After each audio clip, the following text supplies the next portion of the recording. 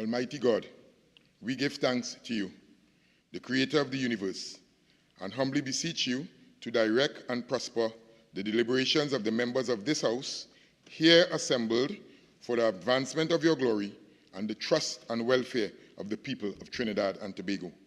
Grant that peace and happiness, truth and justice may be established among us for all generations. Amen.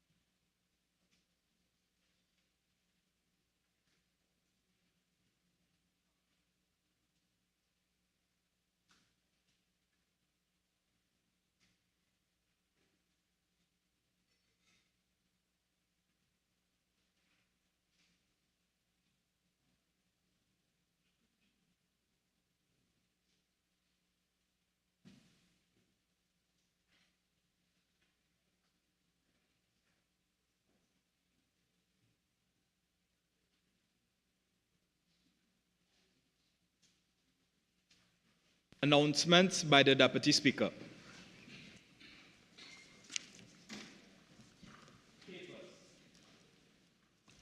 Leader of the House.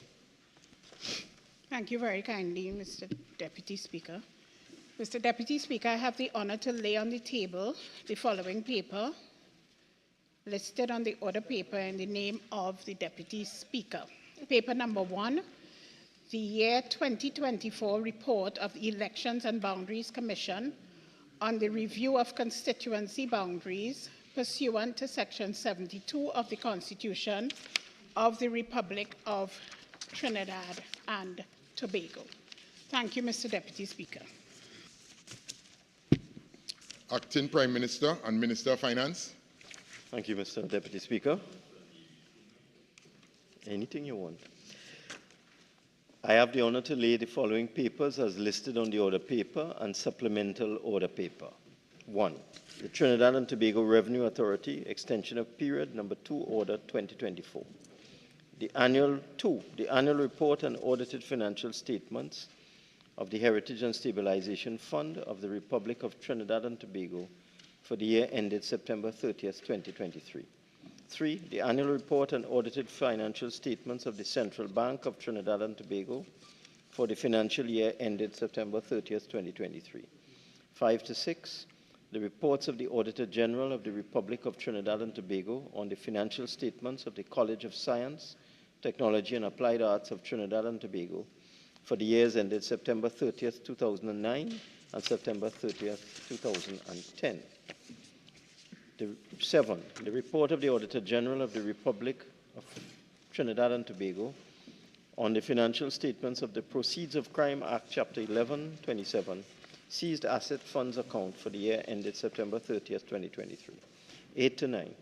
The audited financial statements of the Water and Sewerage Authority for the years ended September 30th, 2021 and September 30, 2022. 10. The annual report and audited financial statements of First Citizens Depository Services Limited, formerly First Citizens Asset Management Limited, for the financial year ended September 30th, 2023. 11. The report of the management of the seized asset funds for the financial year ended September 30th, 2023. 16. The public procurement and disposal of public property simplified procurement regulations 2024. Mr. Deputy Speaker, I beg to move that papers 3 to 9 be referred to the Public Accounts Committee and paper 10 be referred to the Public Accounts Enterprises Committee. Honorable members, the question is that papers 3 to 9 be referred to the Public Accounts Committee and paper number 10 be referred to the Public Accounts Enterprises Committee. All in favor say aye. Aye. Any against? The ayes have it. Minister of Public Utilities. Thank you very much, Mr. Deputy Speaker. Mr. Deputy Speaker, I have the honor to lay the annual administrative report of the National Maintenance Training and Security Company Limited for the year ended December 31st, 2015.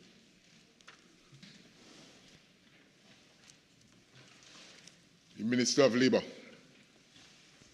Thank you, Mr. Deputy Speaker.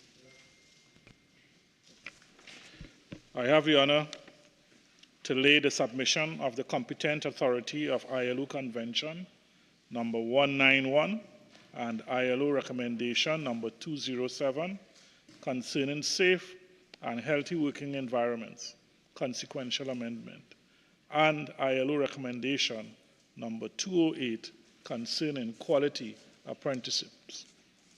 Thank you. Leader of the House. Thank you very much, Mr. Deputy Speaker. Mr. Deputy Speaker, I have the honor to lay the following papers listed on the order paper in the names of the Attorney General and the Minister of Social Development and Family Services. Papers 14 and 15, the responses to the first report of the Joint Select Committee on National Security on an inquiry into the criminal justice system in Trinidad and Tobago to determine strategies to achieve greater efficiency and effectiveness. These responses, Mr. Deputy Speaker, are from the Office of the Attorney General and Ministry of Legal Affairs and the Ministry of Social Development and Family Services. Thank you very much, Mr. Deputy Speaker. Reports from committees. Member for Aruka Maloney. Very kindly, once again, Mr. Deputy Speaker, I have the honor to present the interim report of the Joint Select Committee appointed to consider and report on the Representation of the People Amendment Number 2 Bill 2020, 4th Session, 2023 to 2024, 12th Parliament. Thank you, Mr. Deputy Speaker. Urgent questions. Member for Faizabad. Thank you, Mr. Deputy Speaker. To the Minister of Health, in light of the unexpected deaths of 7 babies during the period April 2nd to the 9th, 2024, at the neonatal intensive care unit of the Port of Spain General Hospital, will the Minister provide the status of any investigation into these tragic neonatal deaths? Minister of Health. Thank you very much, Mr. Deputy Speaker. Mr. Deputy Speaker, it is my intention to make a fulsome statement in a short while, and I ask that we treat with the matter then. Thank you.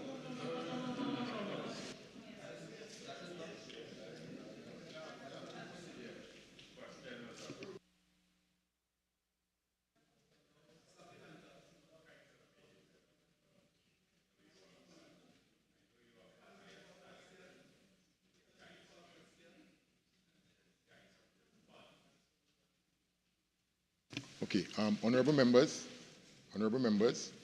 a question has been posed. The Minister of Health has given an answer. All right? And Mr. Minister, I don't know if you care to add anything to what you have said? Deputy Speaker, 2 minutes will not allow me to make a fulsome reply, and I ask that I be allowed to do so in a ministerial statement. Right. Okay, so again, based on what the member said, we'll go according to supplemental. Proceed. Thank you very much, Mr. Deputy Speaker. Thank you very much, Mr. Deputy Speaker.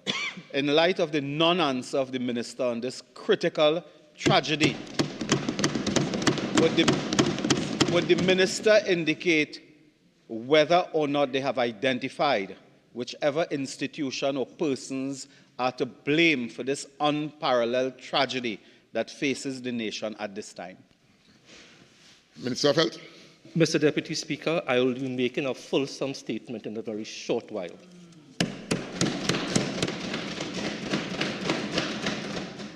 Second supplemental, Oropuchis, member. In light of the Minister's non-answer, could the Minister indicate whether his resignation on this matter is forthcoming, given the tragedy of 7 babies dying? Based on the question posed and the answers given, I will not entertain at this time. Member for Princestown. No, members.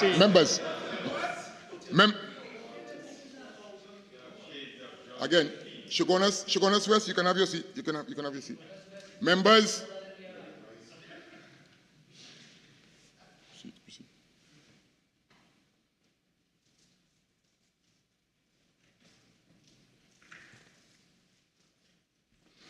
Okay, honorable members, it's 10 minutes into the session this afternoon. And again, the chair will ensure that the decorum of this house will always be maintained. So again, members, those statements, those added statements, it reaches the chair. Okay? So we are not going to tolerate it as we go forward. So I'm only recognizing at this time the member for Princestown. No. Point of order. Mr. Deputy Speaker. Mr. Deputy Speaker, right, question okay. number members, 2. Princestown. Point of order. Yeah, go ahead. 6. Mr. Speaker, Mr. Deputy Speaker. Members. Again. Point of order. Proceed. Much. Mr. Deputy Speaker, I heard the member for Oropuch East clearly make a highly derogatory comment about the Minister of Health. And on that basis, under 46, Standing Order 46, I insist that the... Fine. Member, thank you.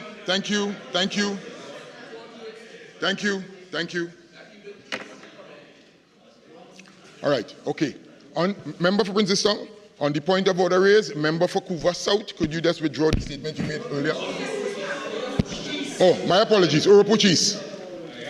Let's withdraw. Could he indicate which statement I made that was derogatory towards the minister? Hold on. Okay. Members, as the speaker, I heard the statement. Okay, so member for Oropuch East, I would just ask you to withdraw, please. Draw. Thank you. The statement calling him a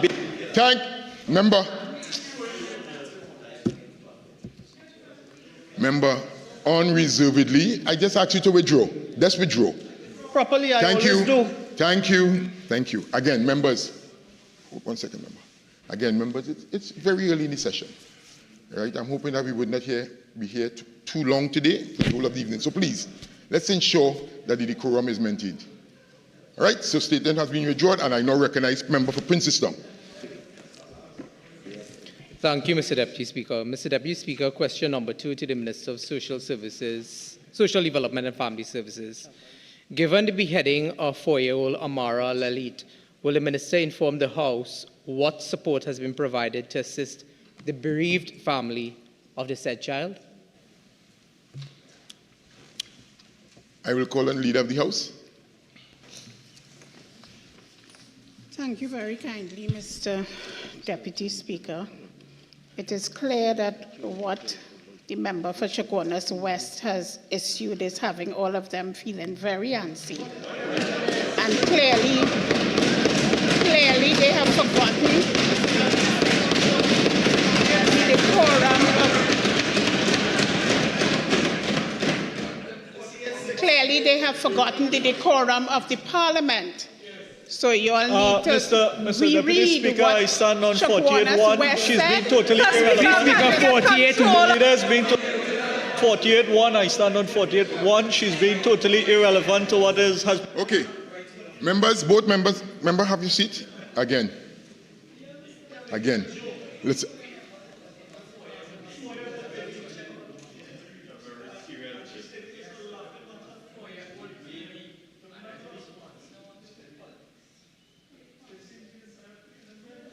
Okay, thank you, members. Members, again, question posed. The Leader of the House is going to answer the question. Subject to whatever is the response, again, members will have the idea for supplemental in order to entertain the supplemental, and you all will be so guided. So again, member for Leader of the House.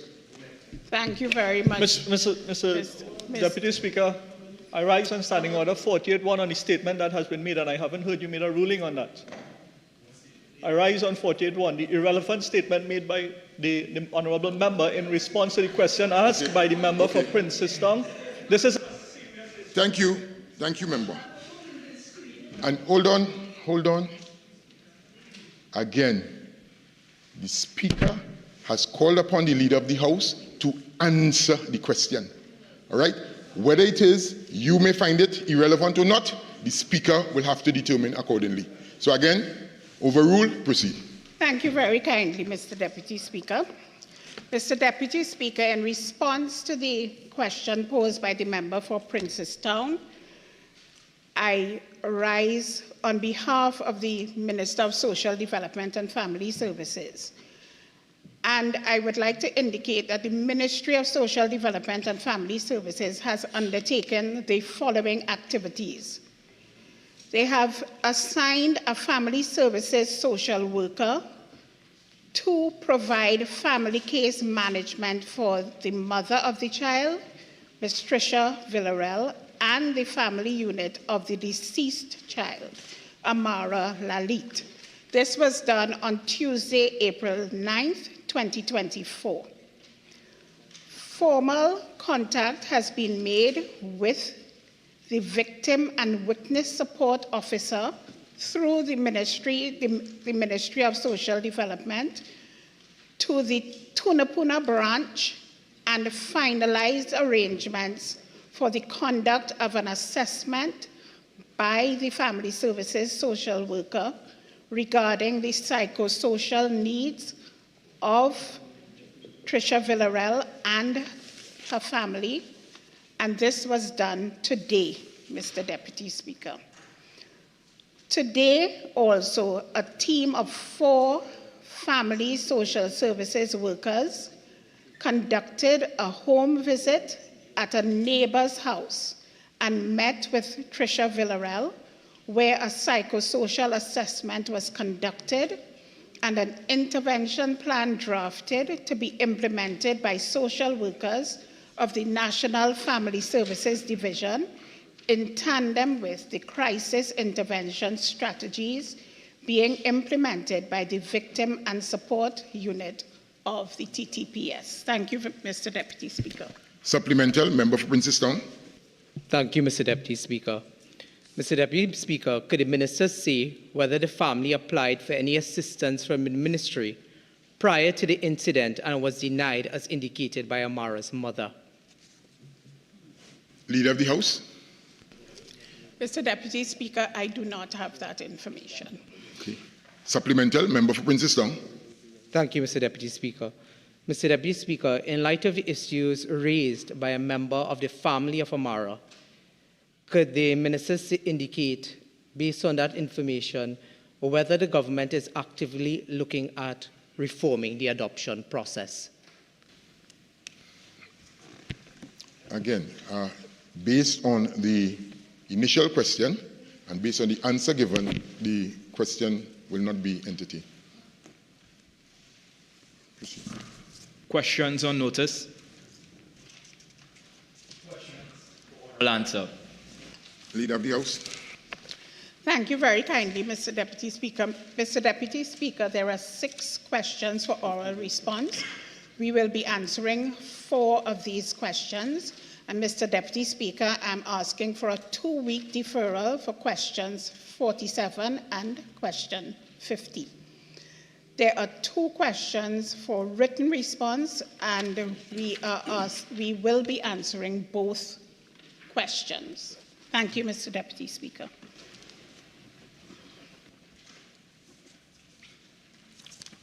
Okay, again, honourable members, the Leader of the House has asked for deferral for question number 47 and also question number 50, and they will be deferred for 2 weeks according to the standing orders. I will now call on member for Hoover South, and we have question number 43. Member. Thank you very much, Mr. Deputy Speaker. Question 43 to the Minister of National Security. Minister of National Security. Thank you very warmly, Mr. Deputy Speaker. Mr. Deputy Speaker, the Occupational Health and Safety Agency was not engaged in 2022 or indeed at any time to certify any wooden ladders commissioned by the Trinidad and Tobago Fire Service for workplace operations. Thank you. Supplemental member for Couva South. Minister, taking into consideration these ladders are to be utilized by fire officers in the performance of their respective duties, would you consider that to be a breach of the Occupational Safety and Health Act? Minister of National Security. I think not, Mr. Deputy Speaker. Supplemental member for Couva South. Thank you very much, Mr. Deputy Speaker. Minister, are you aware that a contingent of divisional fire officers of the Fire Service of Trinidad and Tobago has advised the Chief Fire Officer that the wooden ladders that were acquired in March of 2022 should be returned to the manufacturer and not utilized for work operation in the Fire Service? Minister of National Security. Given, Mr. Deputy Speaker, that nothing is discernibly and inherently wrong with the ladders, rendering them ineffective for use in fire management, I have no knowledge of any such proposition as put by my friend. It does not arise. Member for Couva South, next question. Thank you very much, Mr. Deputy Speaker. Mr. Deputy Speaker, question number 44 to the Minister of Public Utilities. Minister of Public Utilities. Thank you very much, Mr. Deputy Speaker. Mr. Deputy Speaker, the commencement of negotiations between TT Post and the Postal Workers Union for the period 2014 to 2017 for bargaining units 1, 2, and 3 was delayed pending the completion of a job evaluation for workers within these bargaining units, as well as non-bargaining positions. The exercise was being facilitated by a joint TT Post Management Union Committee, which was established to guide the work to allow for transparency, objectivity, and fairness.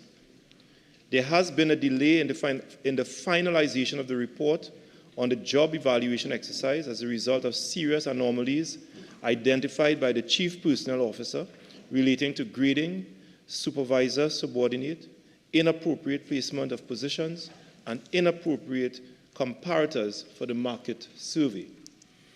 Given the delay in finalizing the job evaluation report, a decision has been taken recently to proceed with the negotiations, and recommendations have been submitted to the Cabinet's Human Resource Advisory Subcommittee in keeping with the established procedures. In this regard, Mr. Deputy Speaker, negotiations are expected to commence in this year, 2024.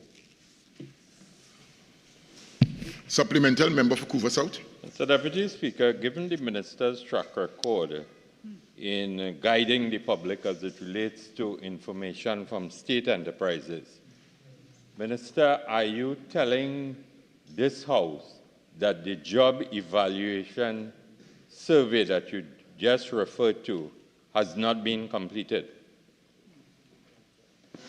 Minister of Public Utilities. Thank you very much, Mr. Deputy Speaker. Mr. Deputy Speaker, at least I have a track record, and a track record that can stand tall. It's a proud track record of public service, and the member has no track record of public service in this country. And he should be ashamed to talk about track record in this parliament. Mr. Deputy Speaker,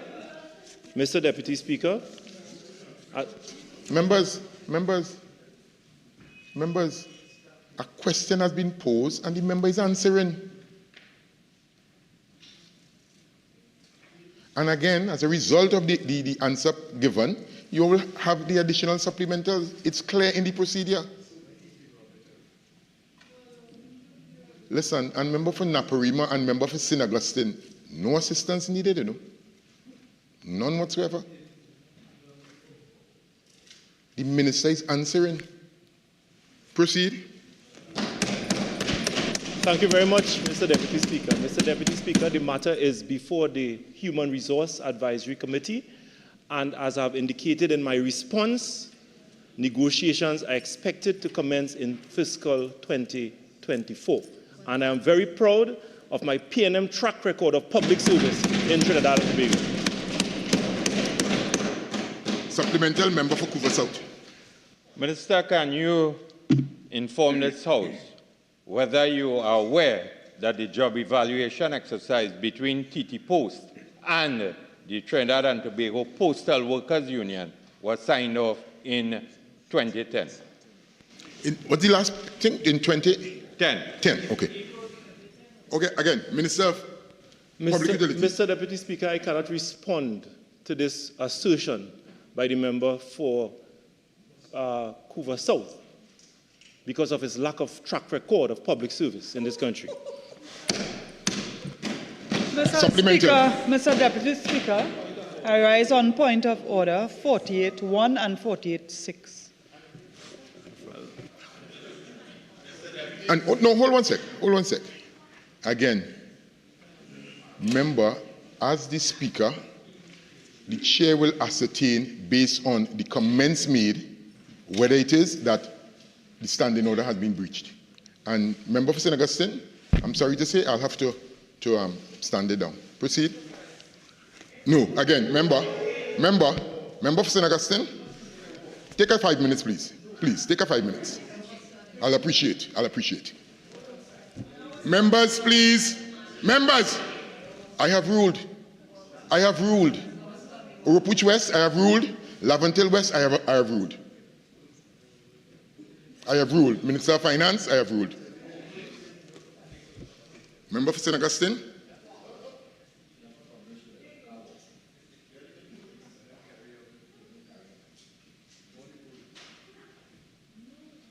Member for St. Augustine, it is now 1:57:20. Can you vacate the chamber for 5 minutes? Under what standing order, Mr. Deputy Speaker? Member, vacate the chamber.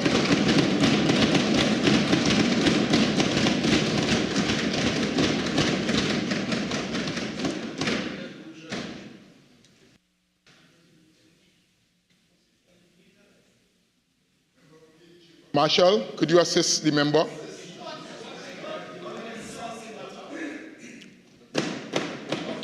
Madam, Mr. Deputy Speaker, I'm not being disrespectful to you in any way. I'm simply asking to be guided by you under what standing order you are asking me to leave the chamber.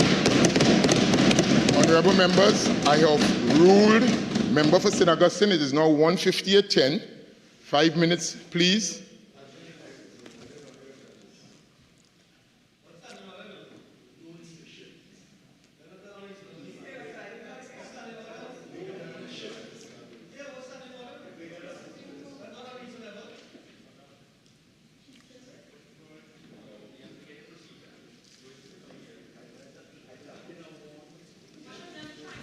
Chief Whip, please ensure that your member vacates the chamber as instructed.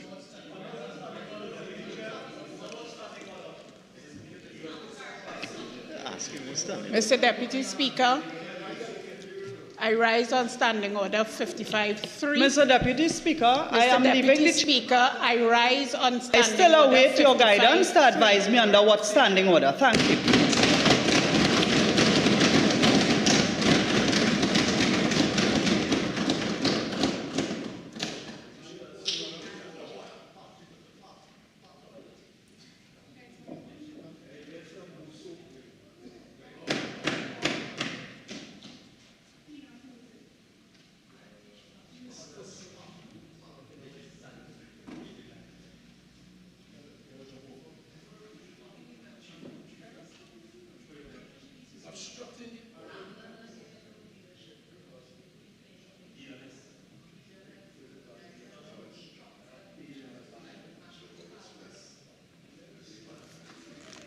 Member for Urupuch East, your back is towards the Speaker's chair.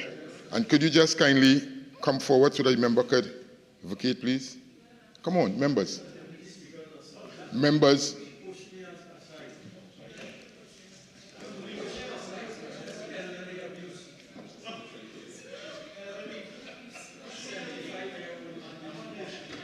Mr. Deputy Speaker, I rise on Standing Order 55-3. And Standing Order 55-1, Mr. Deputy Speaker. Again, members, Chief Whip, I trust that you have taken note of what transpired accordingly.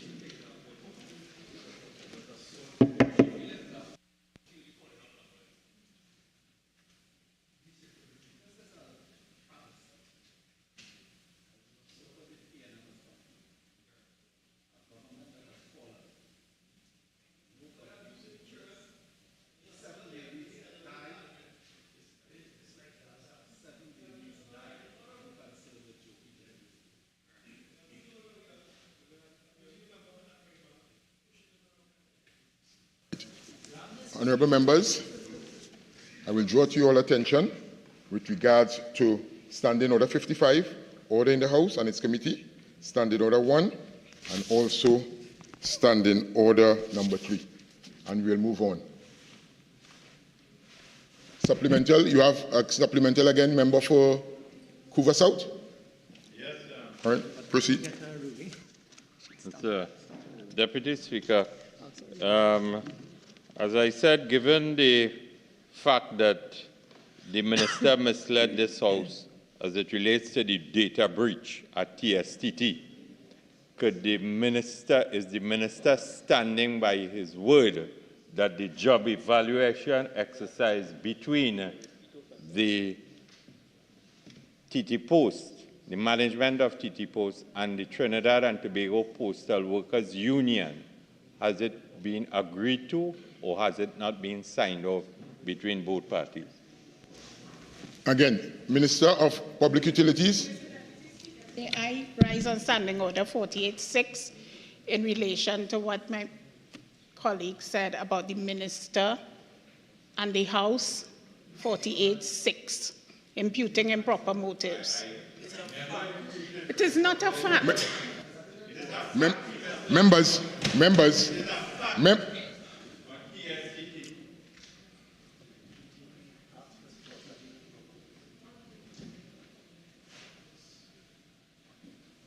Again, honourable members, question asked, question answered. Based on the commentary that both members have been making, right, based on commentary that both members have been making, the Speaker has allowed the question and answering to continue, right? So based on your standing order, Madam, I will allow the proceedings to go on. So, Minister of Public Utilities, a response? Mr. Deputy Speaker, I have nothing else to respond to the original response I have given to this House on this matter.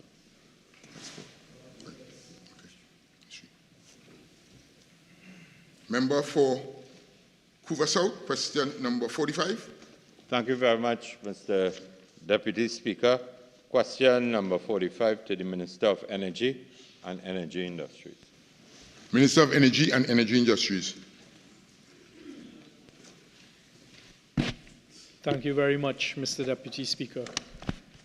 Mr. Deputy Speaker, operations are currently underway with respect to the oil spill, which tragically occurred from a capsized vessel carrying hydrocarbons, which was discovered on the 7th of February 2024, just off of the coast of Cove Estate, Tobago.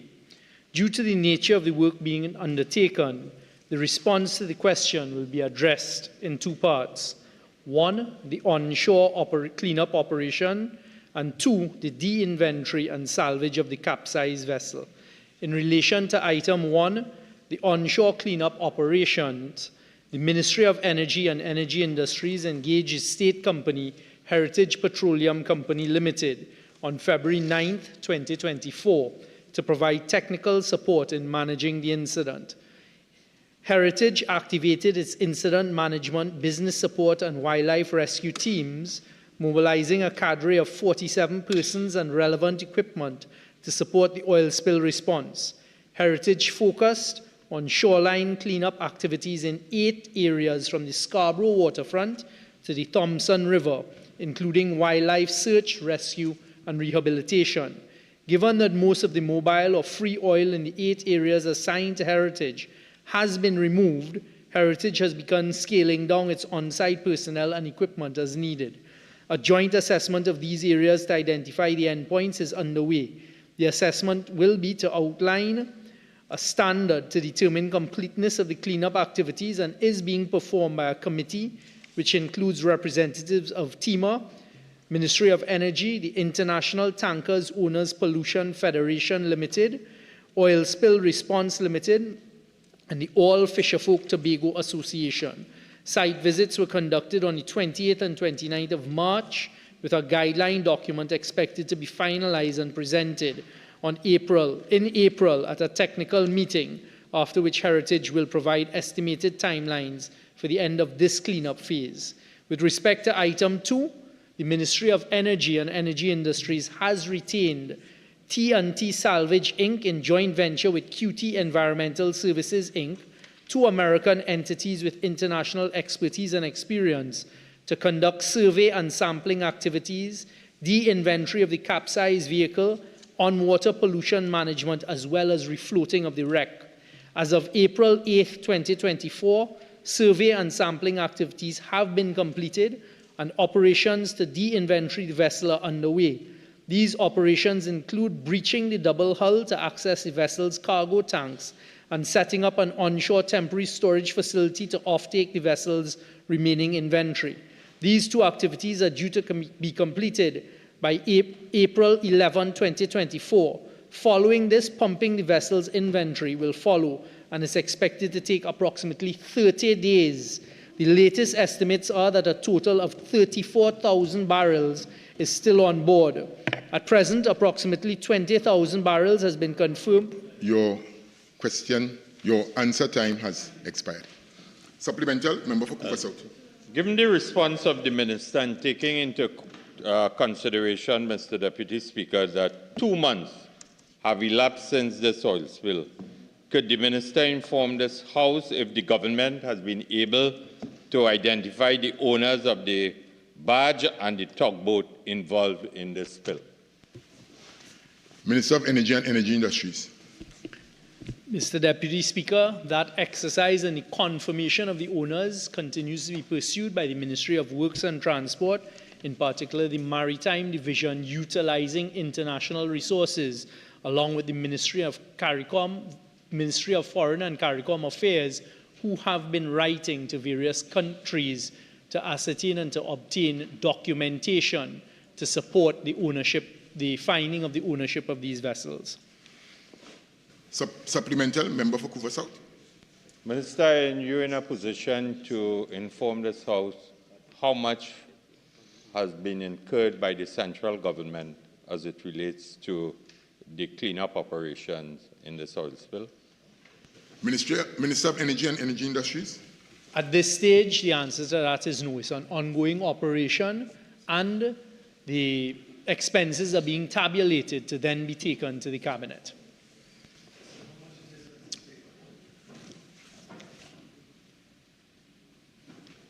MP for Faizabad.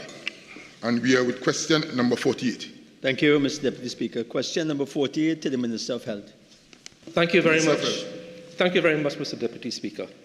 Part A of the question, the reply is, for the period October 1st, 2023 to February 29th, 2024, there were 179 confirmed COVID-19 cases.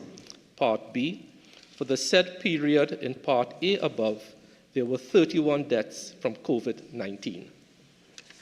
Supplemental, member for Faizabad. Thank you, Mr. Deputy Speaker. Can the Minister indicate, without disclosing any confidential information, of course, the medical and demographic profile of patients who continue to die from COVID-19?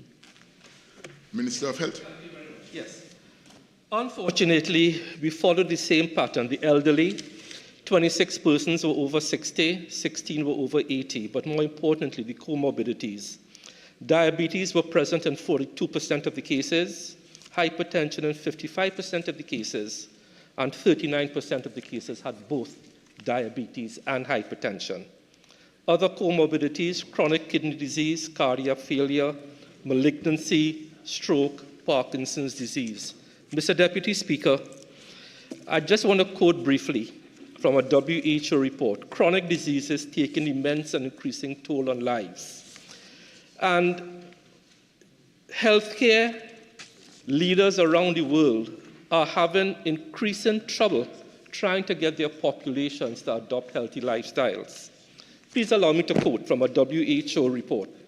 Alarmingly, the prevalence of obesity is rising with no immediate sign of reversal. And the COVID-19 pandemic is an important reminder that progress is neither linear nor guaranteed. Mr. Deputy Speaker, this is why ministers and healthcare policymakers around the world are now raising their voices even more to advise the public that we need to make shifts in our lifestyles almost immediately, especially when it comes to healthy eating, movement and exercise, and getting our children to delink from screen time. These three things, if we don't get populations around the world to buy into it, the WHO is predicting that obesity is not going to go anywhere. Minister. So I really Thank you. Supplemental, MP for Faizabad. Thank you, Mr. Deputy Speaker. Can the Minister indicate which public institutions are currently being used for the treatment of COVID-19 patients? Minister Felt. We are currently using the Cooper facility and the San Fernando General Hospital, those two mainly. Supplemental, MP for Faizabad. Minister, are you in a position to say how many patients are currently housed at the Cooper Hospital? Across the system, I don't have the exact details per hospital, but I do know between Couva and San Fernando, it varies from around 6 to 10 at any one time. So that's the numbers we are looking at. Supplemental, member for Couva North. Thank you most kindly, Mr. Deputy Speaker. To the Honourable Minister. Minister, with respect to your first response on healthy lifestyle and eating healthy, can the Minister advise when this government is going to reintroduce the green hampers for the underprivileged and vulnerable citizens of Trinidad and Tobago? Minister of Health. That question, I think, Mr. Deputy Speaker, is best posed to another minister and another ministry. Thank you very much. Statements by ministers. Minister of Health. Very much, Mr. Deputy Speaker. Mr. Deputy Speaker, I have been authorized by the Cabinet to make the following statement. Mr. Deputy Speaker, with a heavy heart and on behalf of the government and people of Trinidad and Tobago, I stand before you today to confirm the sad news of the deaths of 7 premature babies at the neonatal intensive care unit of the Port of Spain General Hospital between April 4th and April 7th. To the bereaved parents, please know that our thoughts are with you during this incredibly difficult time. We share in your grief and extend our deepest sympathies to you and your families. Mr. Deputy Speaker, the Northwest Regional Health Authority has always implemented stringent infection prevention and control practices, which are standard in a NICU or neonatal intensive care unit. Immediately upon recognizing the seriousness of the situation, existing escalated protocols were initiated by the Northwest Regional Health Authority. These included inter alia, rigorous sanitization, and sterilization. Laboratory testing has revealed the presence of 3 different organisms known to pose significant risks to vulnerable neonates. Mr. Deputy Speaker, the Northwest Regional Health Authority has taken steps to determine through laboratory testing and risk source analysis the origin of these organisms. Additionally, as Minister of Health, I have requested that Kariri and PAHO, as relevant subject matter experts, be engaged. I also wish to state that the Ministry of Health has commenced a separate investigation into this matter through the Office of the Chief Medical Officer. Mr. Deputy Speaker, through you, I wish to advise this Honourable House that as of April 7th, no new infections have been reported, and I am advised that new admissions have resumed as of Wednesday, 10th April. Mr. Deputy Speaker, through you again, I want to reassure this Honourable House that throughout this challenging situation, I am advised that senior doctors and nurses were present, providing care to the neonates, and parents were regularly updated on their babies' conditions.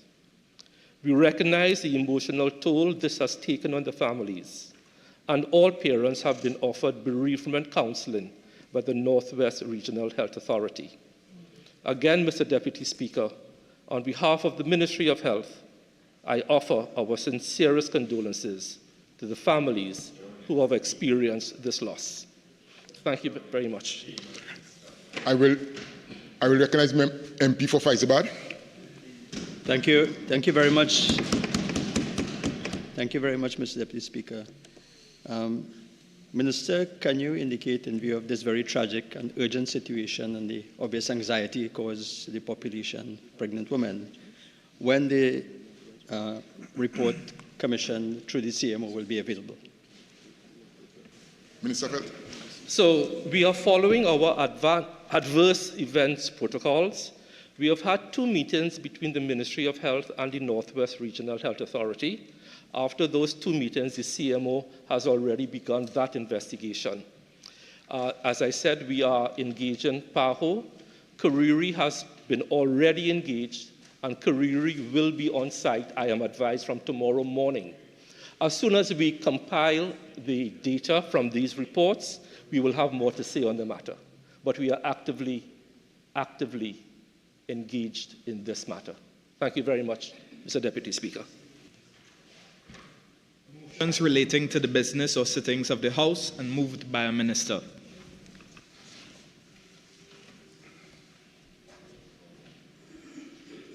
Leader of the House. Thank you very kindly, Mr. Deputy Speaker. Mr. Deputy Speaker, having regard to the interim report of the Joint Select Committee appointed to consider and report on the Representation of the People Amendment Number 2 Bill 2020, I beg to move that the committee be allowed an extension to June 30th, 2024 to complete its work and submit a final report.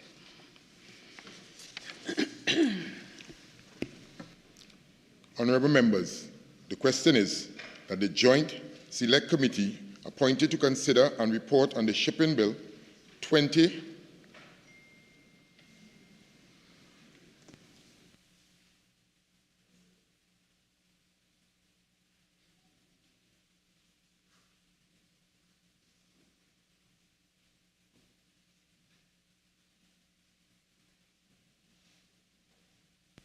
My apologies, honourable members. Honourable members, the question is that the interim report of the Joint Select Committee appointed to consider and report on the Representation of the People Amendment Number 2 Bill 2020 be allowed an extension to June 30th, 2024 to complete its work and to submit a final report. Those in favour say aye. Aye. Any against? I think the ayes have it. Public business. Leader of the House. Thank you very kindly, Mr. Deputy Speaker. Mr. Deputy Speaker, I beg to move the following motion. Be it resolved that the House agree to the following appointments to the following Joint Select Committees. 1, the Committee on Finance and Legal Affairs, Mr. Simon de Nobrega, MP, in lieu of Mr. Terence Dialsingh, MP. And 2, The Committee on Foreign Affairs, Mrs. Lisa Morris Julian, MP, in lieu of Mr. Terence Dial Singh, MP. Honourable members, the question is, be it resolved that the House agreed to the following appointments to joint select committees. 1. On Finance and Legal Affairs, Mr. Simon Dinogbrugger, MP, in lieu of Mr. Terence Dial Singh, MP. And 2. On Foreign Affairs, Mrs. Lisa Morris Julian, MP, in lieu of Mr. Terence Dial Singh, MP. All in favour say aye. Aye. Any against? I think the ayes have it. Public business, government business, motions. Acting Prime Minister and Minister of Finance. Thank you very much, Mr. Deputy Speaker. I beg to move motion number 1 standing in my name. Mr. Deputy Speaker, in moving this motion, I seek the leave of the House in accordance with Standing Order 50, subsection 1, to debate along with this matter motions number 2 and 3 on the order paper which relate to the same subject. Honourable Member, Chief Whip, according to information from the Leader of the House, we have agreed that all 3 motions will be dealt with and the voting will be done separately, individually. Right? Okay, agreed. Proceed. Acting Prime Minister and Minister of Finance. Thank you very much.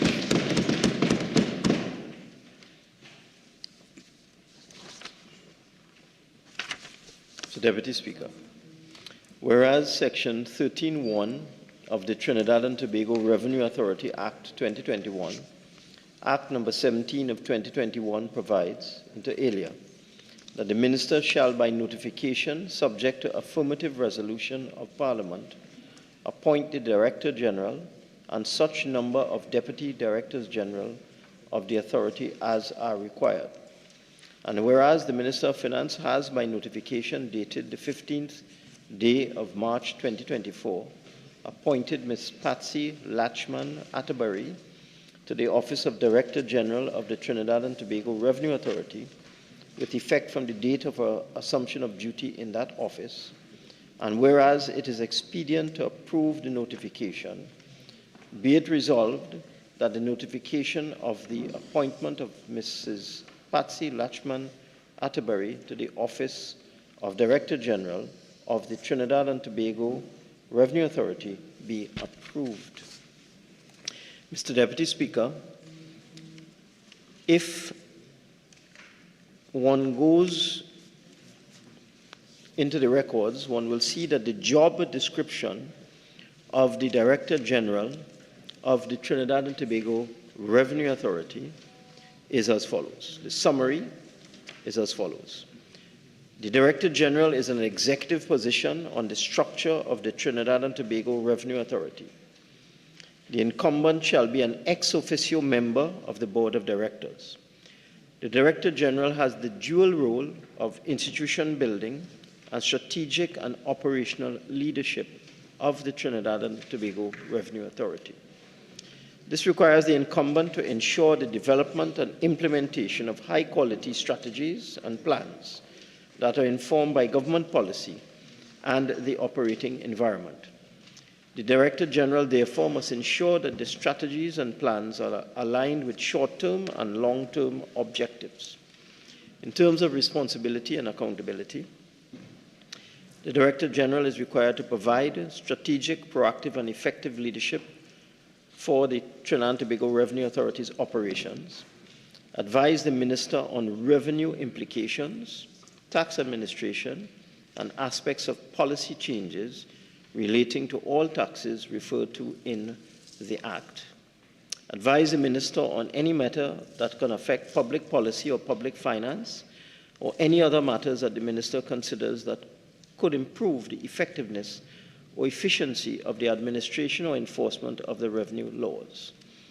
The Director General also leads the implementation of a modern revenue and tax administration system, oversees and reports to the Board on the implementation of management policies, ensures the implementation of and adherence to the Code of Conduct, oversees the management of the Trinidad and Tobago Revenue Authority's funds, property, and records, oversees the execution of the Trinidad and Tobago's multi-year strategic plan and annual operational plan, and oversees the coordination and execution of programs and projects, prepares reports to the Minister on the performance of the Revenue Authority, develops and establishes strategic relationships, knowledge-sharing partnerships, collaboration between the Revenue Authority and relevant local, regional, and international bodies, represents the government of Trinidad and Tobago as required in local, regional, and international fora, performs any additional duties and responsibilities appropriate to the position. The minimum qualifications and experience are a master's degree or professional qualification or equivalent postgraduate qualification in accounting, economics, law, business, or public matters, or other relevant fields, extensive experience at a senior level, preferably in the finance or economics business sector, 5 years demonstrated experience in tax or customs administration, corporate management, or in accounting, economics, law, business, or public administration, or other relevant field, demonstrated experience in driving strategic initiatives in large and complex organizations, and strong experience in institutional capacity thinking, and regional or international exposure in working in other revenue authorities would be an asset. With respect to Ms. Patsy Lachman Atterbury, the person who is being considered for appointment as Director General of the Revenue Authority. If one looks at her curriculum vitae, her CV, which has been circulated to members, Ms.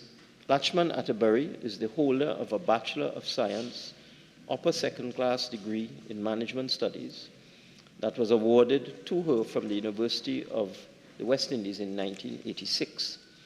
After obtaining her Bachelor of Science degree, Ms. Lachman Atterbury moved on to join Penta Paints Caribbean Limited in 1986, where she held the position of sales representative. She held this position for a period of 2 years until 1988, where she moved on to Johnson & Johnson Trinidad Limited. In 1988, she was appointed as brand manager, Johnson & Johnson Trinidad Limited, a position she held for 2 years until 1990.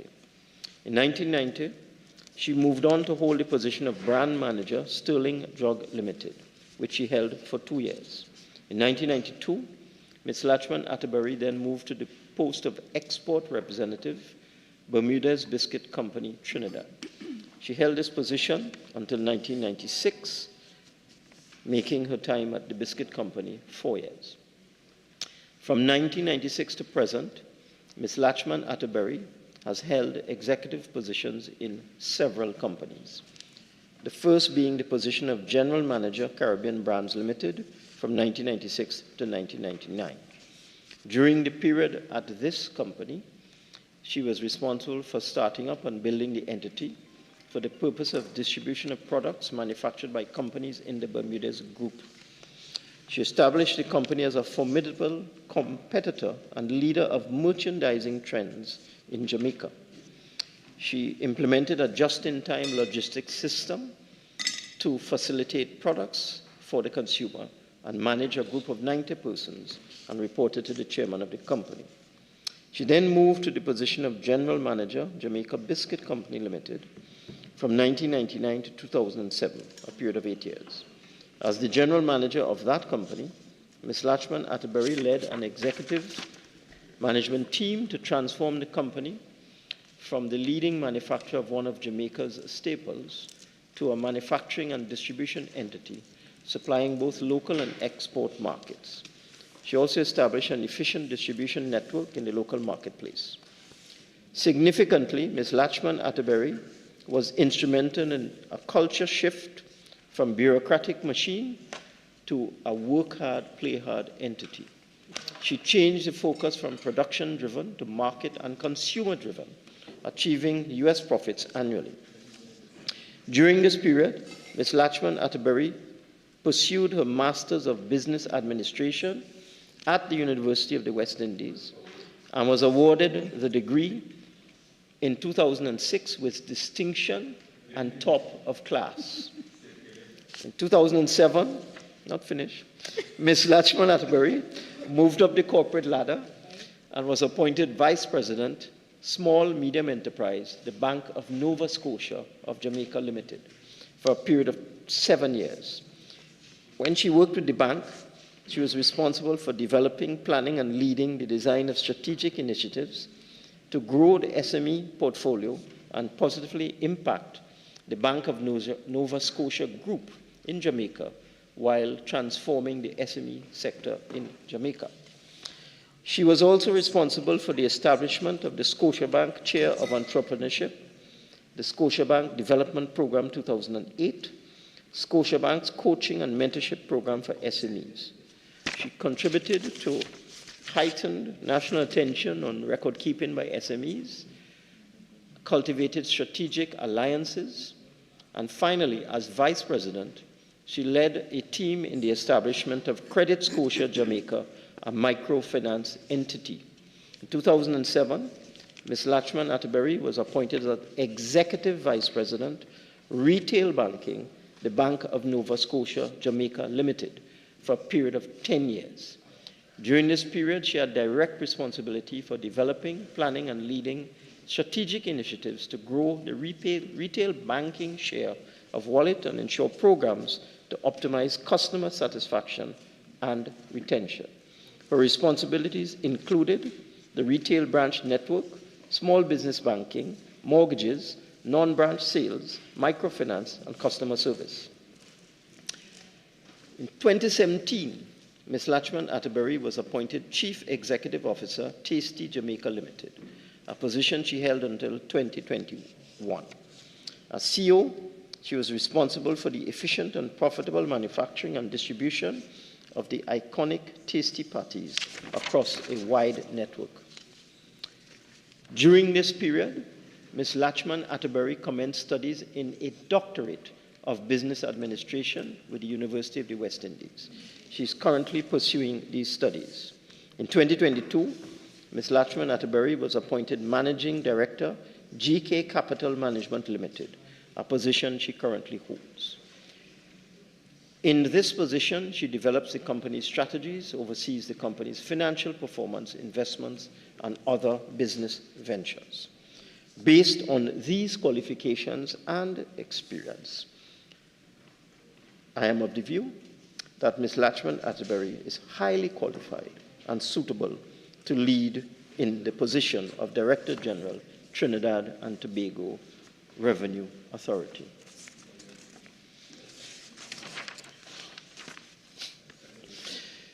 Motion number 2.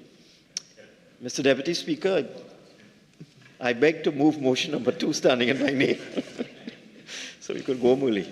Whereas Section 13(1) of the Trinidad and Tobago Revenue Authority Act 2021, Act number 17 of 2021, provides inter alia that the minister shall by notification, subject to affirmative resolution of Parliament, appoint the Director General and such number of the Deputy Directors General of the authority as are required. And whereas the Minister of Finance has by notification dated the 15th day of March 2024 appointed Ms. Helen Thomas Brown to the office of Deputy Director General, Domestic Tax of the Trinidad and Tobago Revenue Authority with effect from the date of her assumption of duty in that office, and whereas it is expedient to approve the notification, be it resolved that the notification of the appointment of Ms. Helen Thomas Brown to the office of Deputy Director General, Domestic Tax of the Trinidad and Tobago Revenue Authority be approved.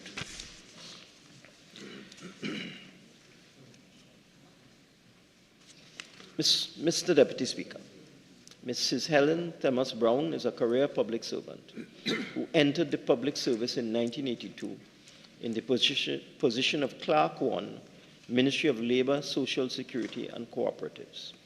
She held this position for 3 years until moving to the position of Clerk 2, Ministry of Health.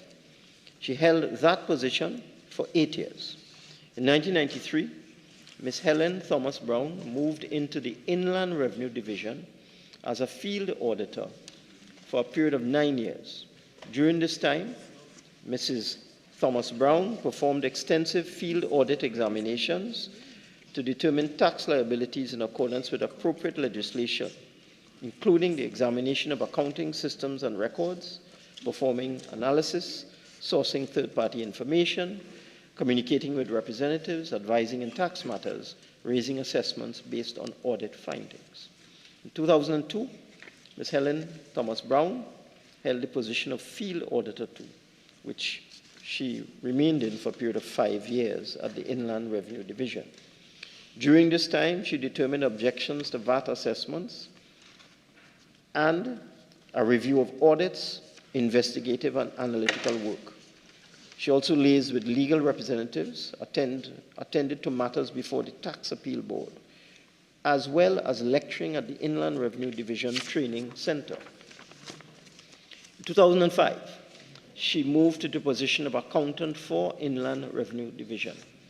In this position, she performed duties of an accounting nature, including authorizing of payments, refunds, compiling reports of expenditure, revenue annual estimates, and supervising staff.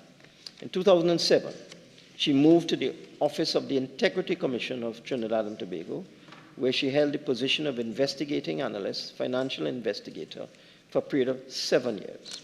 During this period, she performed work of a highly confidential nature in a highly confidential environment. She conducted reviews with respect to compliance within the statutory framework of the Office of the Integrity Commission.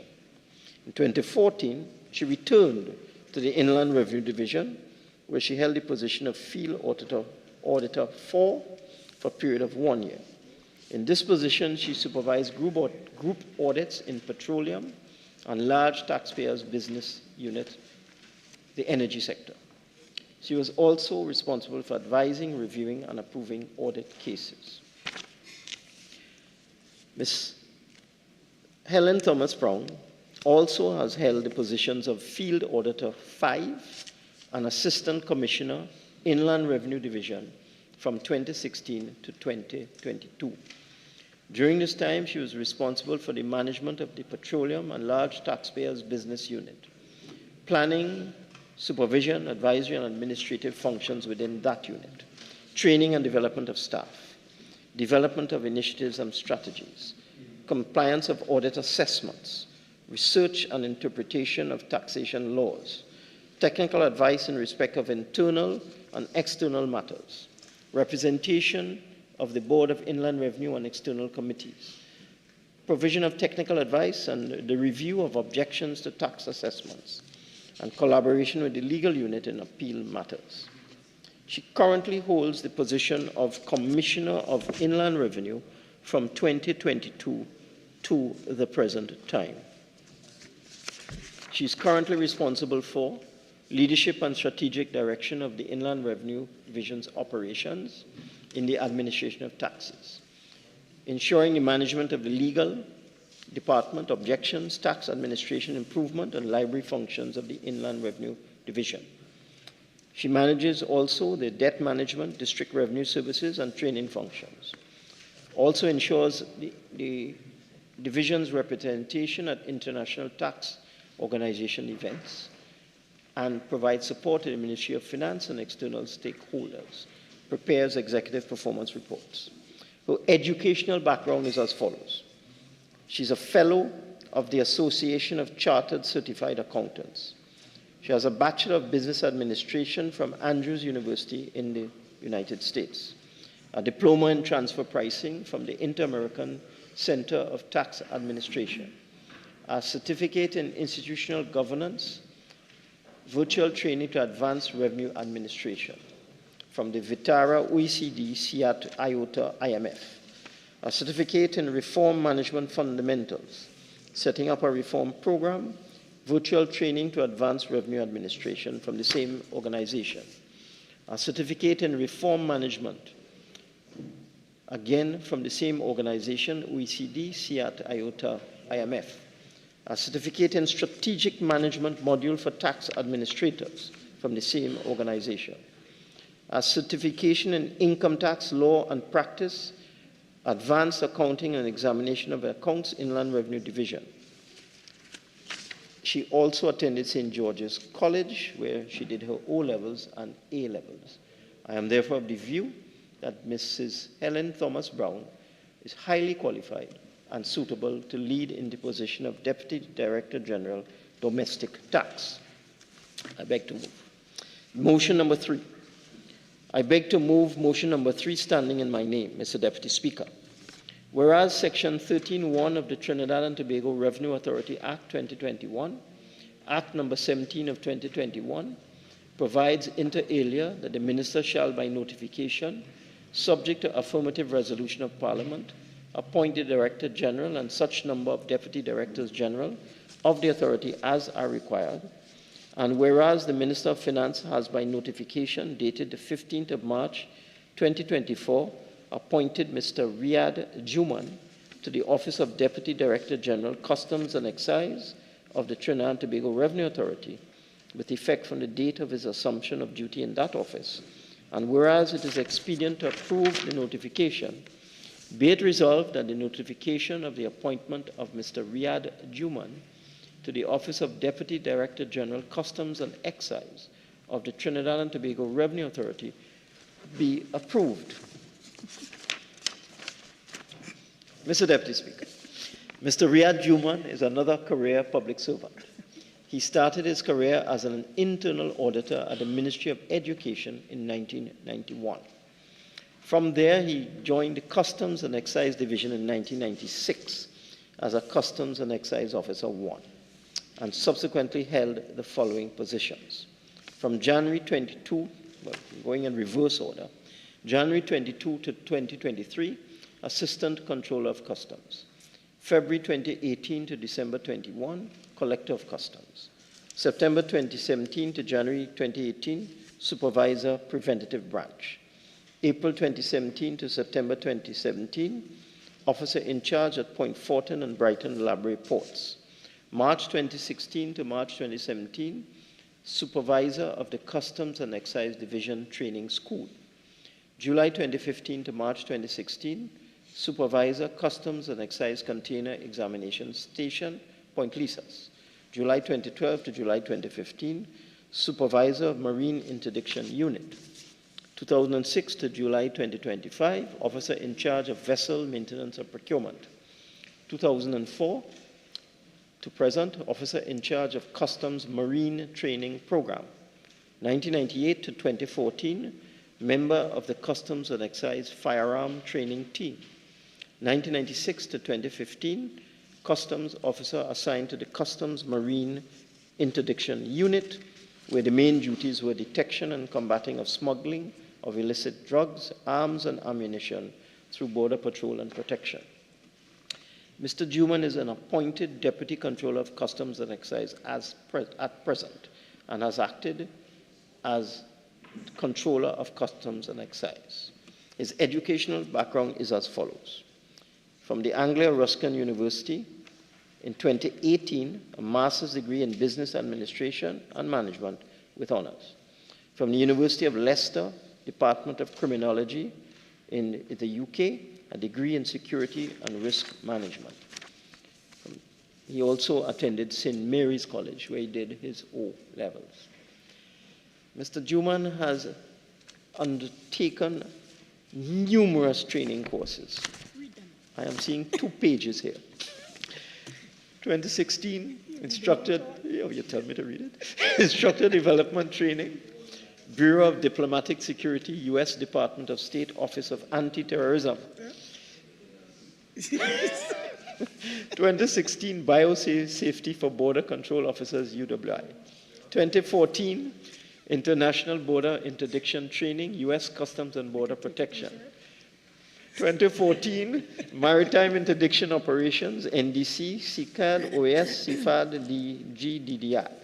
2013, Maritime Port and Harbor Security Management Course, Office of Anti-Terrorism Assistance, Bureau of Diplomatic Security, U.S. Department of State.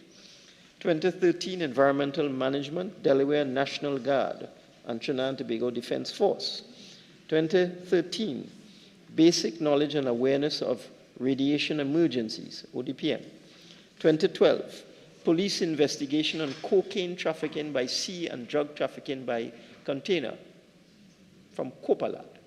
2012, Risk Assessment and Management in Maritime Security, OAS, SIGT, U.S. Coast Guard, Ministry of National Security of Trinidad and Tobago.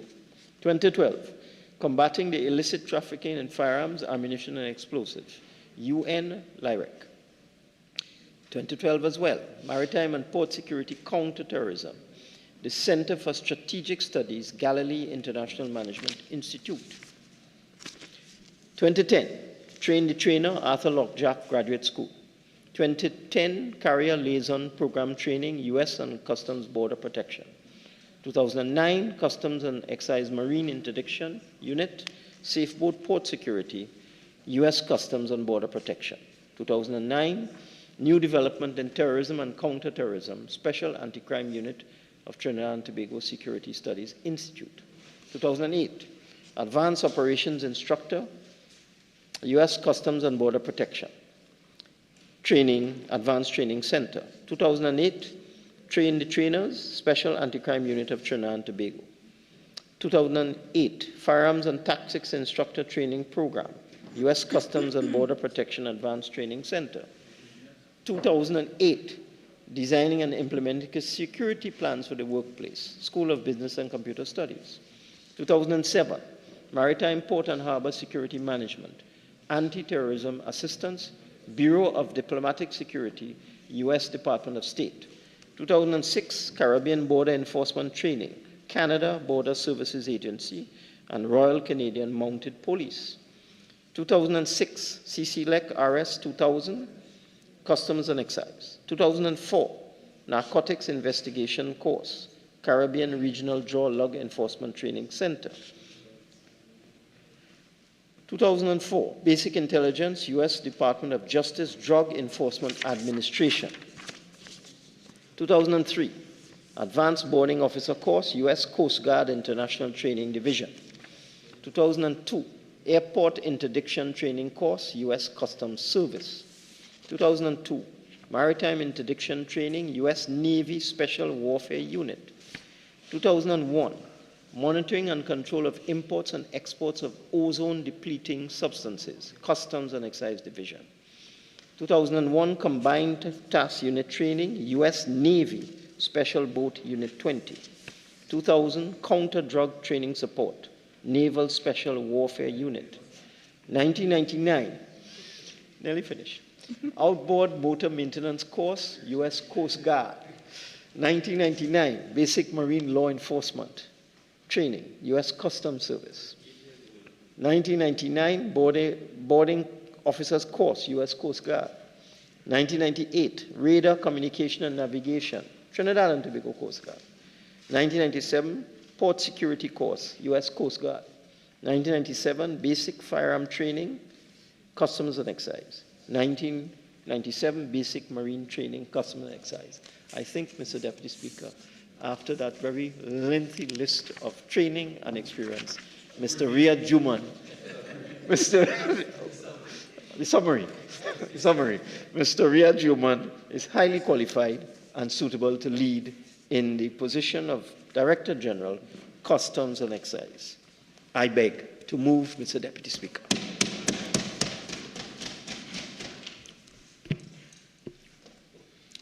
Honourable members, I will now propose the question for debate. Be it resolved that the notification of the appointment of Mrs. Patsy Lutchman Otterbury to the Office of Director General of the Trinidad and Tobago Revenue Authority be approved. Honourable members, at this time, you are reminded that leave has been granted for motions numbers 1, 2, and 3 to be debated together. So again, members entering the debate can speak on all three. Member for Barataria San Juan. And member, thank you very much. Member for the records, 30 minutes and your additional 15. Proceed. Thank you very much, Mr. Deputy Speaker, for recognizing me to enter into this debate. And Mr. Deputy Speaker, this is a very historical debate. And I say that in the context is not every position comes to this Parliament for parliamentary approval. There are only a few positions that come here for the Parliament to approve its appointment. And we are very familiar with that of the Commissioner of Police and the Deputy Commissioner of Police procedure, where names are submitted through the Police Service Commission to the President and then to the Parliament.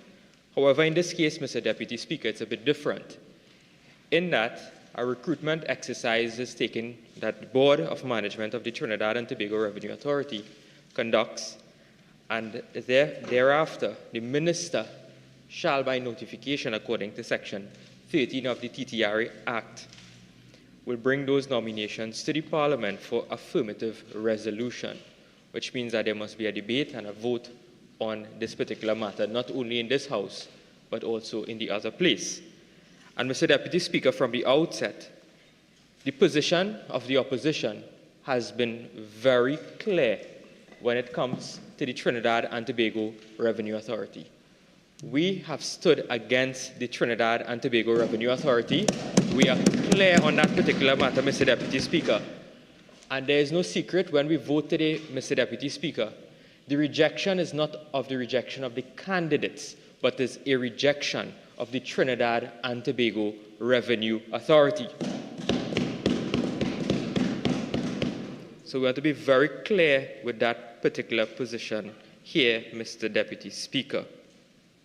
And Mr. Deputy Speaker, when you look at the Trinidad and Tobago Revenue Authority Act at Section 13(2), it gives the statutory qualifications of the Director General and the Deputy Director General. And it says that the Director General and the Deputy Directors General shall be persons who have a minimum of 5 years demonstrated skill and experience in the area of tax or customs administration, corporate management, or areas such as accounting, economics, law, business, public administration, or other relevant fields, and who have a capacity to manage and direct large and complex organizations, and who have an understanding of the welfare of employees. Mr. Deputy Speaker, today employees are fighting outside of this Parliament to keep their jobs. And here it is that the job description says that you must care about what? The welfare of employees. That's a qualification under this particular piece of law, Mr. Deputy Speaker, a qualification to be appointed Director General and Deputy Director General. Imagine that. And today employees are in the courthouse fighting to keep their jobs, Mr. Deputy Speaker, from this wicked government. Correct. Mr. Deputy Speaker, we must understand how did we reach here with respect to these three particular names. And the minister did not give us that information.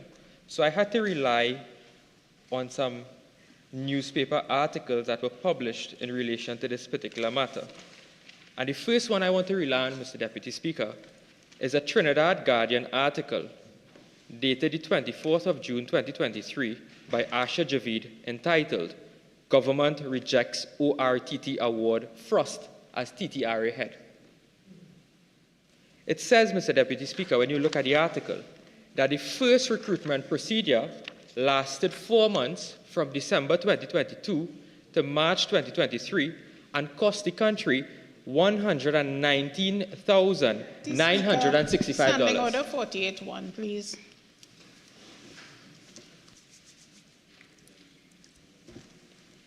Again, honorable members, right, for all those speaking today on the particular topic, I think the motions are all clear. All right, again, in the opening comments by the Minister of Finance, again, he identified clearly in dealing with the resumes of the three persons that we have here today, and he would have just given a preamble in his opening statement with regards to the Revenue Authority. Member for Bachara Sanwan, I allowed you the same in order to give you a little preamble as to we get in here. With regards to where you are going, all right, again, I'm not too sure if I'm going to tolerate it. So let me just hear you, and then we'll determine whether we will continue along that way or not. Mr. Deputy Speaker, I would not make your job difficult this evening. There was a recruitment exercise that took place, Mr. Deputy Speaker, for the head of the TTRA, a resume that we're debating here today, which is the resume of Ms. Patsy Lutchman Atterbury. And there was 2 recruitment exercises for this. The first one was done in November 30th, 2022, when Mr. Frost was rejected, and they had to go out again for another advertisement, which was issued on the 25th of May, 2023. Member, please, again, all right? It's clear what we have to resolve today, all right? So again, you would have made in your opening salvo with regards to quoting from the 2 other occasions, but I would not allow you in order to go into the preamble where you want to give us names and dates and times and so on, right? General statement, right, that there were 2 recruitment exercises, and let's move on, please. Thank you very much, Mr. Deputy Speaker.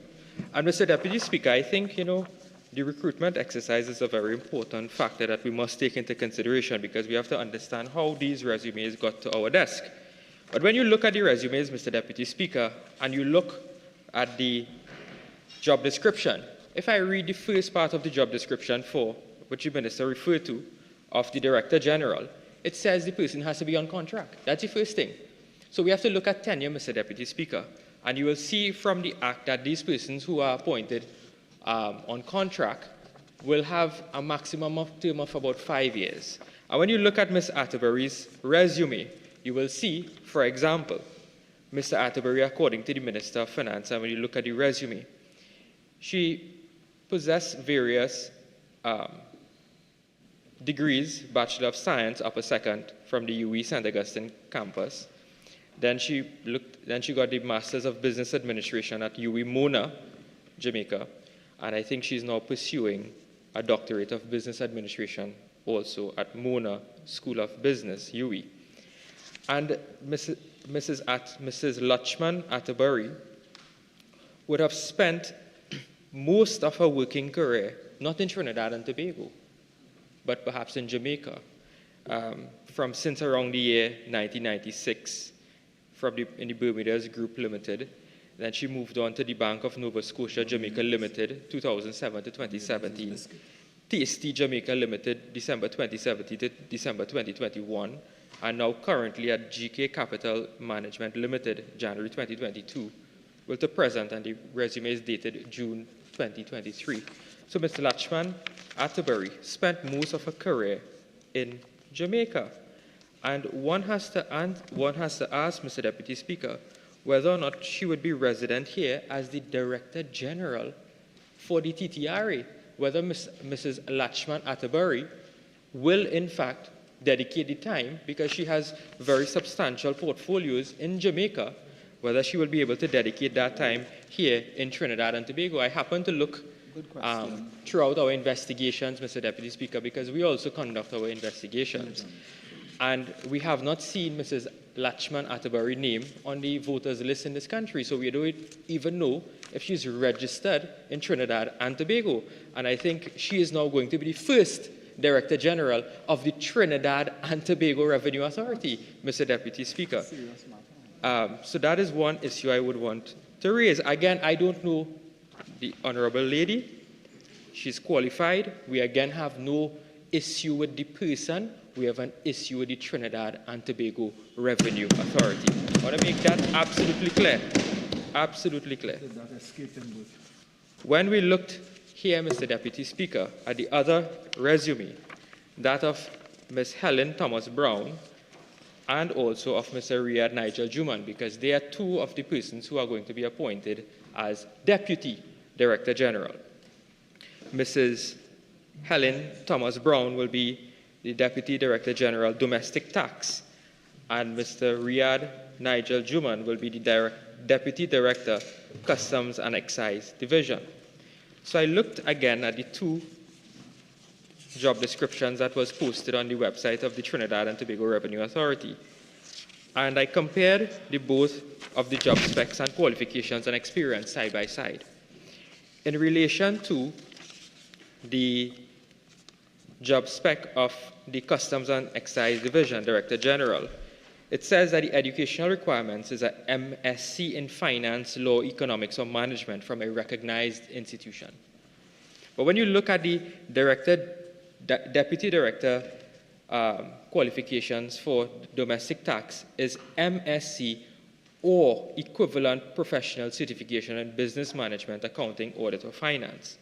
Now, Mr. Deputy Speaker, what I saw is that when it comes to customs and excise, the person must possess a master's. Mr. Juman has the master's from the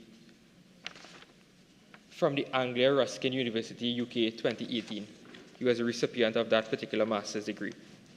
However, Ms. Helen Thomas Brown did not possess a similar master's when you look at the resume. However, she seemed to have had the qualifications of the equivalent professional certification. There's a list of qualifications at page 5 of the resume, please, Mr. Deputy Speaker. So one has to wonder why one Deputy Director General must possess a master's degree alone, but the other position can have professional equivalent qualifications or a master's degree. It's a bit coincidental to me, Mr. Deputy Speaker, in that regard, that there are two practically equivalent positions of Deputy Director Generals, but the qualifications for both are different, Mr. Deputy Speaker. Mr. Deputy Speaker, when you again look at these resumes, again, we have no issue. However, we believe that these persons, qualified as they are, we are sounding a warning, Mr. Deputy Speaker, that they ought not to be influenced by any political direction or directive, please, Mr. Deputy Speaker, because when you look at the makeup and the security of tenure of these particular individuals, the executive, I'm not blaming any particular minister, but the executive has a strong hold over the independence of these persons' position in terms of their terms and conditions. I think today the government should have been transparent enough to tell us what are the terms and conditions of these particular individuals. These are persons who are going to be holding very high, important, sensitive positions in Trinidad and Tobago, and we don't know what are their terms and conditions. That ought to have been made transparent to us here, Mr. Deputy Speaker. That is a point I wish to raise. When you look at their tenure, they can be very, very easily removed by the board. The board is appointed by the Minister of Finance. And those are issues that we wish to raise in respect to the independence of these persons. Highly qualified individuals, but Mr. Deputy Speaker, we are warning them, do not become poisoned by the balize of the PNM. So these are the short remarks or comments I wish to make, Mr. Deputy Speaker, with respect to these particular resumes. Again, our position is clear. We do not support the Trinidad and Tobago Revenue Authority, and I thank you very much.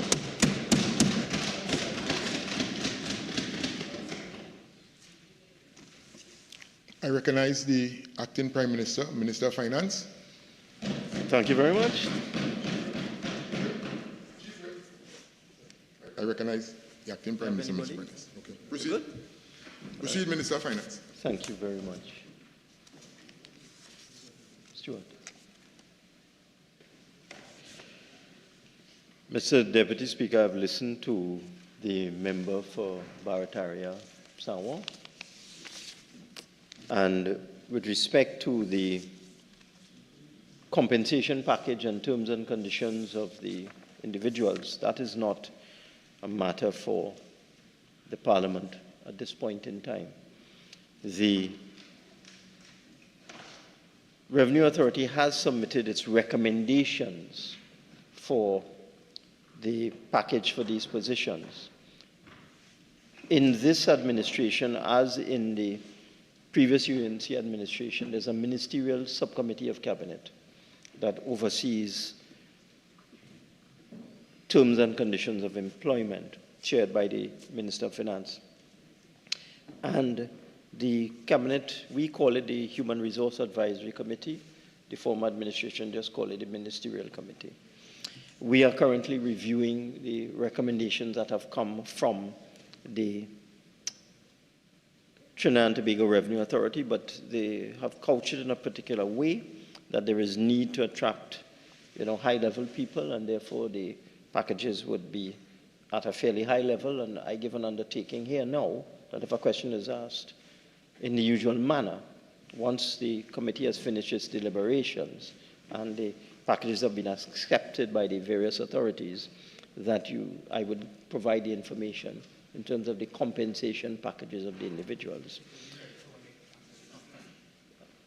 Mr.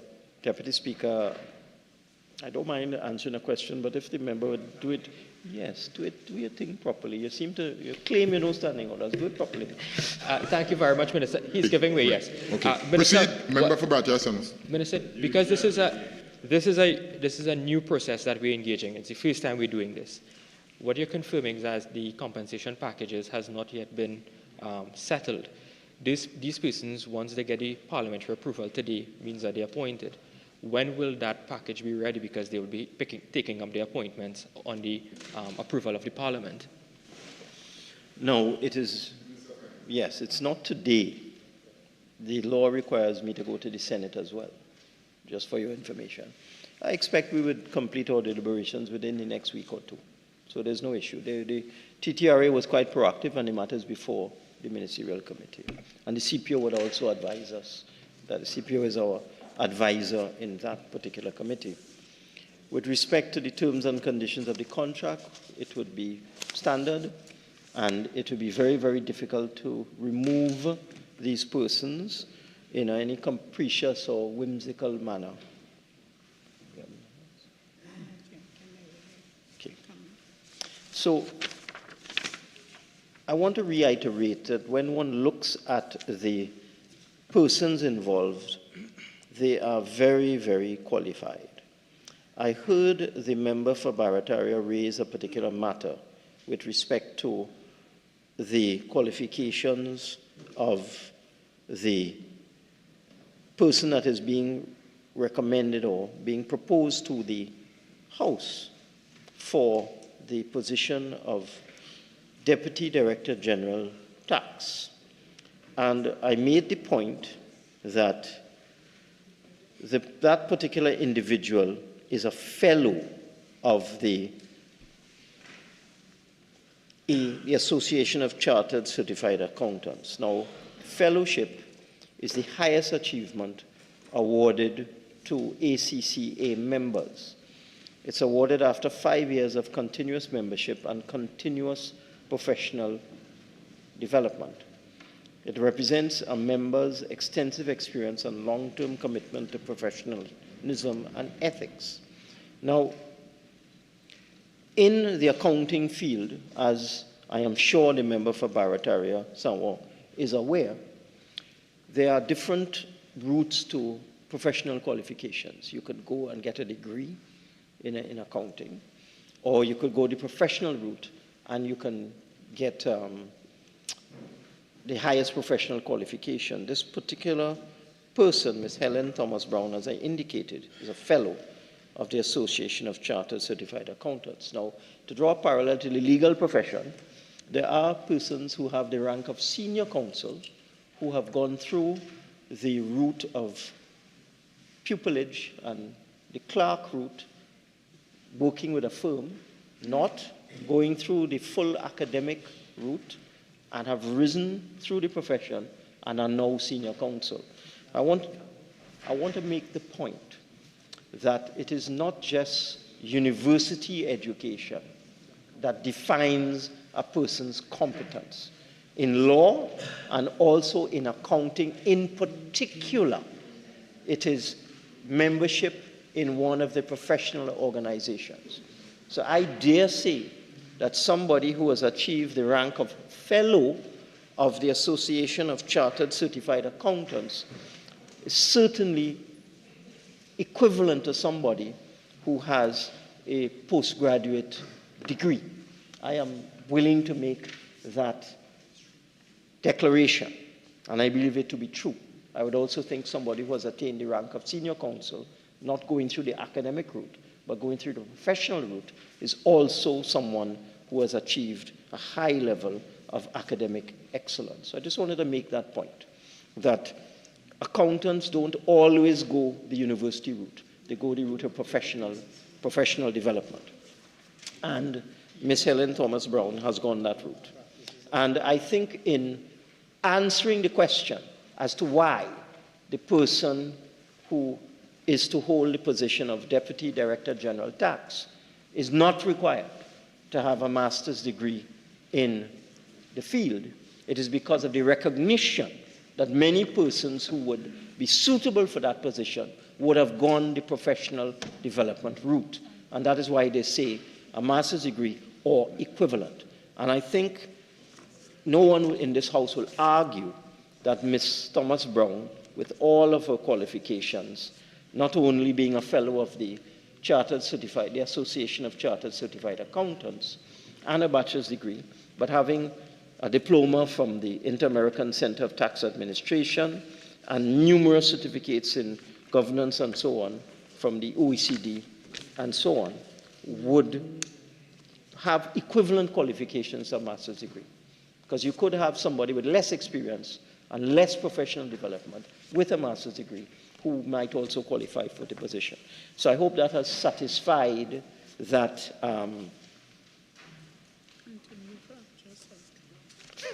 I hope that has satisfied that query. With respect to Ms. Patsy Latchman Atterbury, I want to point out first that I have received proof that Ms. Latchman Atterbury, this wasn't raised, but I thought it's important I bring it to the Parliament. I received proof. I have in front of me the passport page of Ms. Latchman Atterbury, and she is a citizen of Trinidad and Tobago. It wasn't raised, but I thought it was important for me to say that, right? And I actually asked for it. I asked to get a copy of the passport page because I wanted to know myself.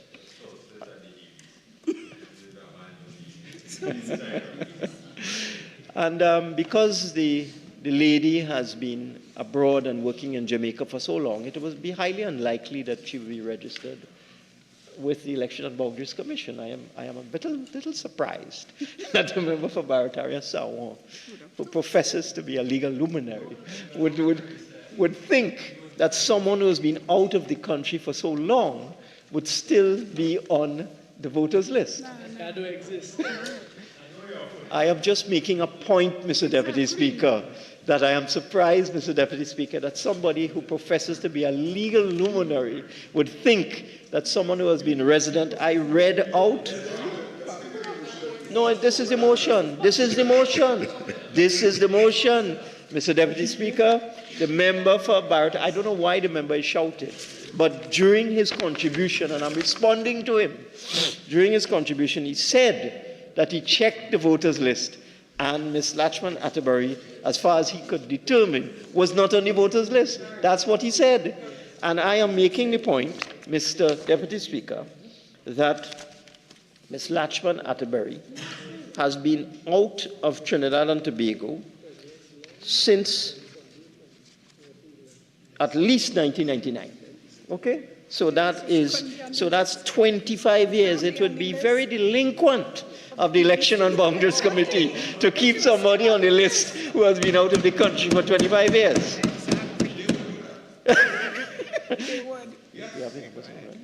We're good now, right? So that the point is that's a full-time position.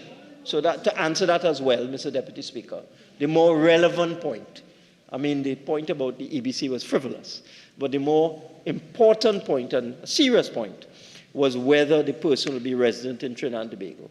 Of course. This is a full-time position. Of course, there may be some transition because of the Parliament has to approve these positions, so there will be some time before Ms. Latchman Atterbury relocates from Jamaica. I would hope it will be very quick. But she will be here, and it is a full-time position. So I hope I have answered all of the queries with respect to Ms. Helen Thomas Brown, with respect to Ms. Patsy Latchman Atterbury. And I think we've been very fortunate when one looks at the CV setting, all old talk aside, Mr. Deputy Speaker, and political cut and thrust and jousting and so on. I think we as a country, on paper, because one never knows how people will function until they're actually in the position, but on paper, I think we are very fortunate as a country to get these three fine, highly qualified, distinguished, highly experienced people to to fill these 3 positions, and I beg to move.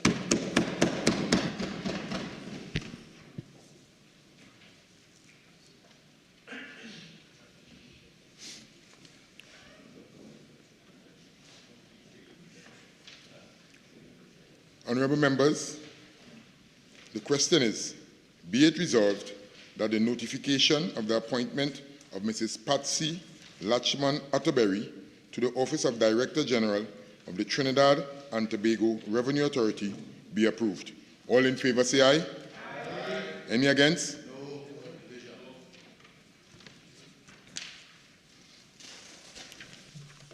Okay, proceed with the division. Again, for the records, members. Hold on.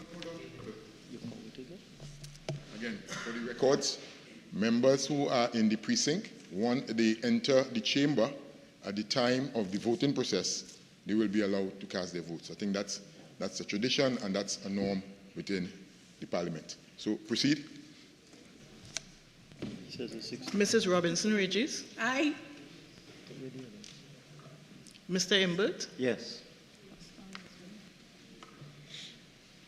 Mr. Young. Yes. Mr. Hines. Yes. Mr. Dayal Singh. Yes. Mr. Al-Rawi. Aye. Mrs. Cujo Lewis. Aye.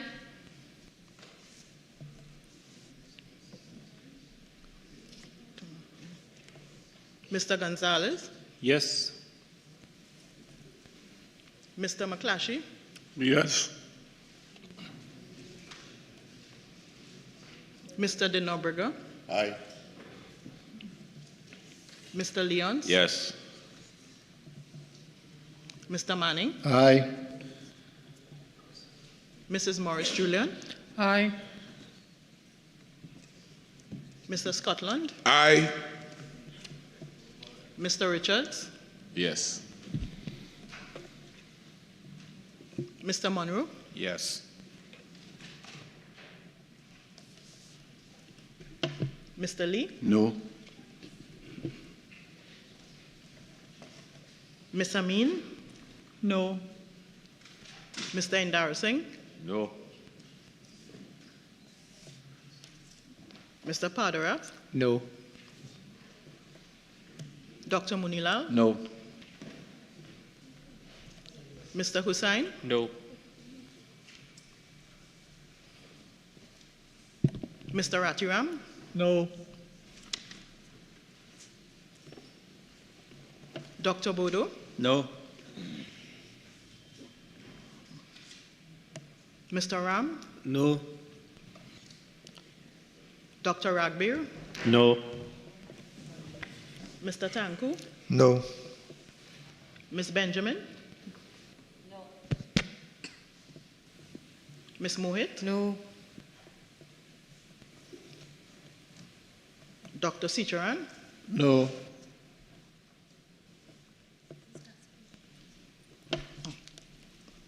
Dr. Dolly. Yes. Gatsby Dolly.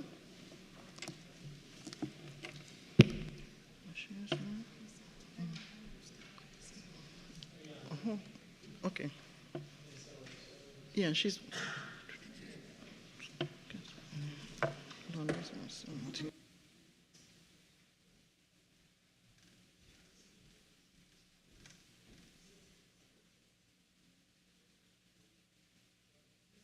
Right?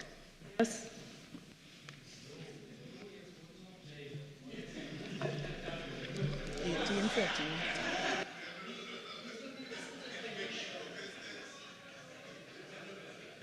Mr. Deputy Speaker, the result of the division, 18 members voting for, 14 against, there were 0 abstentions.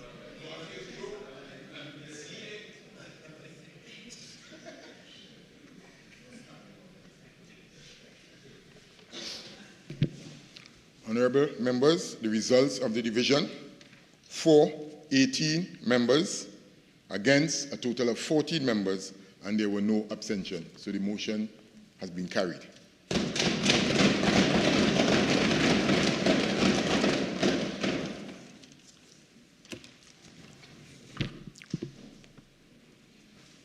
Acting Prime Minister.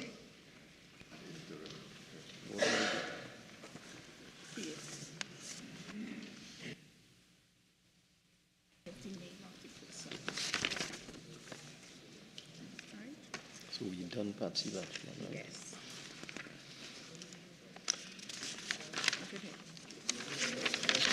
Through each motion in order to have the vote. So motion number 2, Acting Prime Minister. But he's supposed to put it.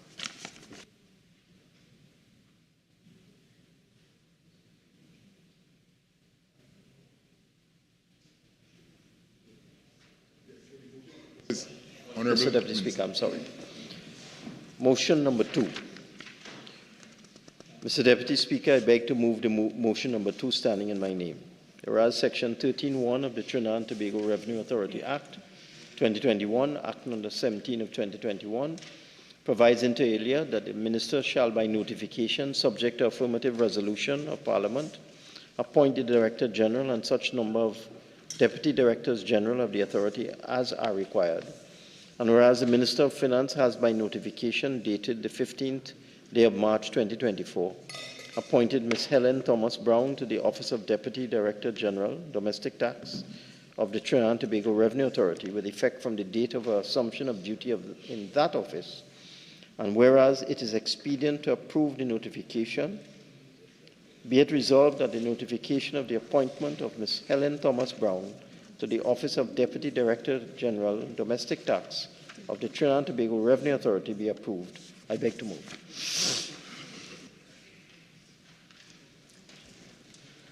Honourable members, the question is, be it resolved that the notification of the appointment of Mrs. Helen Thomas Brown to the Office of Deputy Director General Domestic Tax of the Trinidad and Tobago Revenue Authority be approved. All in favour say aye. Aye. Any against? No. Again, members proceed with the division and as normal protocol will entail. Proceed. Mrs. Robinson Regis. Aye. Mr. Imbert. Yes. Mr. Young. Yes. Mr. Hines. Aye. Mr. Dayal Singh. Yes. Mr. Alrari. Aye. Mrs. Webster Roy. Yes.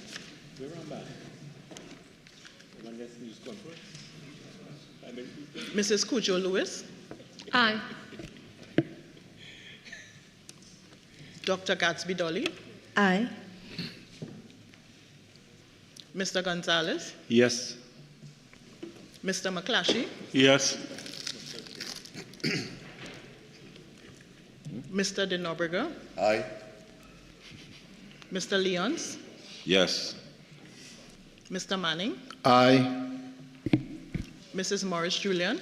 Aye. Mr. Scotland. Aye. Mr. Richards. Yes. Mr. Monroe. Yes. Mr. Lee. Ms. Amin. No. Mr. Indar Singh. No. Mr. Padarath. No. Dr. Munilal. No. Mr. Hussain. No. Mr. Ratiram. No. Dr. Bodo. No. Mr. Ram. No. Dr. Ragbir. No. Mr. Tanku. No. Ms. Benjamin. No. Ms. Mohit. No. Dr. Sicharan. No. Same thing, 18, 14. Oh, Mr. Cummins. Yes.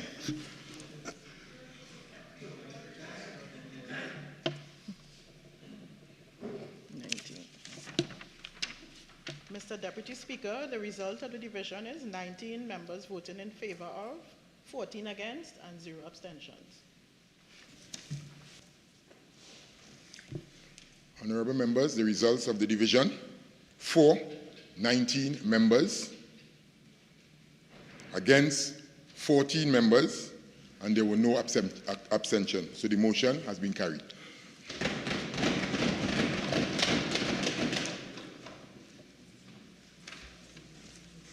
Acting Prime Minister, Minister of Finance. Mr. Deputy Speaker, I beg to move motion number 3 standing in my name. Whereas Section 13(1) of the Trinidad and Tobago Revenue Authority Act 2021, Act number 17 of 2021, provides inter alia that the minister shall by notification, subject to affirmative resolution of Parliament, appoint the Director General and such number of Deputy Directors General of the authority as are required. And whereas the Minister of Finance has by notification dated the 15th day of March 2024, appointed Mr. Riyad Juman to the office of Deputy Director General, Customs and Excise of the Trinidad and Tobago Revenue Authority, with effect from the date of his assumption of duty in that office. And whereas it is expedient to approve the notification, be it resolved that the notification of the appointment of Mr. Riyad Juman to the office of Deputy Director General, Customs and Excise of the Trinidad and Tobago Revenue Authority be approved. I beg to move.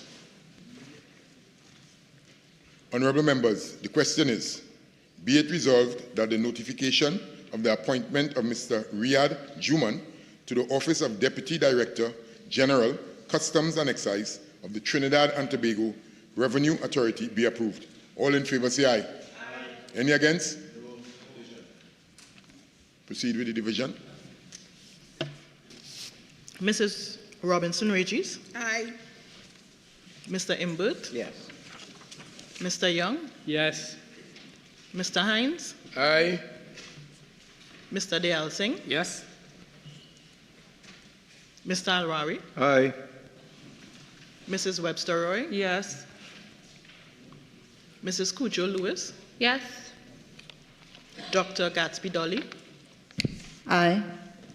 Mr. Gonzalez? Yes. Mr. McClashy? Yes. Mr. Cummings? Yes. Mr. Denobrega? Aye. Mr. Leons? Yes. Mr. Manning? Aye. Mrs. Morris Julian? Aye. Mr. Scotland?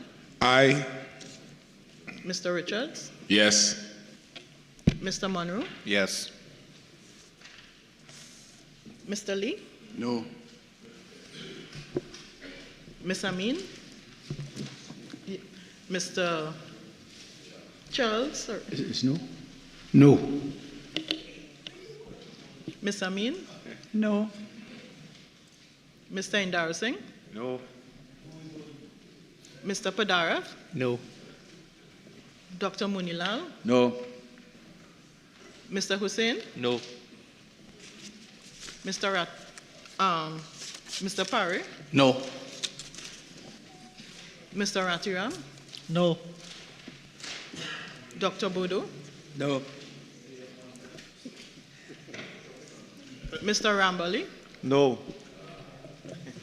Mr. Ram? No. Dr. Ragbir? No. Mr. Tanku? No. Ms. Benjamin? No. Ms. Mohit? No. Dr. Sicharan? No.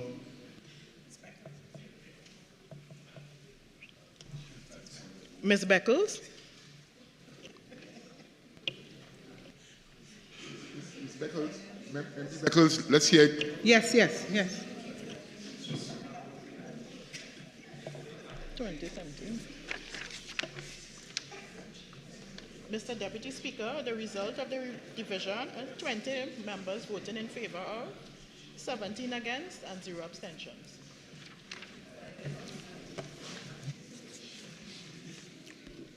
Honourable members, the results of the division. For, 20 members. Against, 17 members. And abstention, 0 members. So again, the third motion has been carried. Bills, second reading. The Attorney General.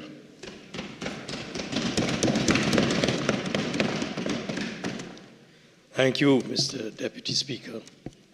I beg to move that a bill entitled An Act to Amend the Supreme Court of Judicature Act, Chapter 4, Number 1, and the Criminal Procedure Act, Chapter 12, Number 2, in relation to the place and time for sittings of a court and to provide for related matters, be now read a second time.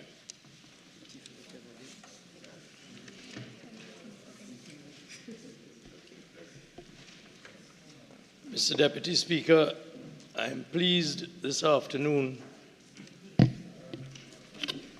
pilot this important bill. As this House is aware, the government of Trinidad and Tobago has partnered with various criminal justice stakeholders to ensure a more efficient running of the criminal justice system. And this has led to the introduction over the years of and amendments to various pieces of legislation to ensure that the appropriate framework is available to ensure the smooth operation of criminal matters both at the district court and Supreme Court levels. We were fortunate during the COVID-19 pandemic to experience positively the introduction of significant online and virtual service delivery of services throughout this country. The judiciary in particular broached that change with vigor, saw the transformation of court hearings relative to their location and format. Court hearings moved to online platforms, seeing virtual attendance of participants, including judicial officers, witnesses, and accused persons. Since the pandemic, Mr. Deputy Speaker, many of these digitalized solutions have been kept in place, consistent with the government's mandate to continue the drive towards full digitization of public services. Most recently in December 2023, with the proclamation of the Administration of Justice Indictable Proceedings Act, JIPA, significant procedural changes have been brought to bear on the manner in which hearings, court hearings, are conducted, how matters are initiated, and where those matters will be initiated. Against this background, Mr. Deputy Speaker, we have to acknowledge that the existing legislation, which we are today seeking to amend, does not adequately cater to our changed circumstances and the challenges of the reality in which we now operate. This bill is therefore rooted in pragmatism to ensure that the court resources are optimized. The bill seeks to enhance the flexibility of court proceedings by incorporating both virtual and hybrid appearances and designating, very importantly, more generalized regions within Trinidad and Tobago rather than specific locations for filing complaints. Mr. Deputy Speaker, importantly, where the specific location of an offense is unclear or where the utilization of discretion allows for judicial fairness, the bill also grants to the Director of Public Prosecutions the authority to file indictments at any designated registry of the Supreme Court for the Criminal Court Division in North Trinidad, South Trinidad, and in Tobago. Mr. Deputy Speaker, the bill is a short bill. It contains 4 clauses only. Clause 1 of the bill provides for the short title of the bill.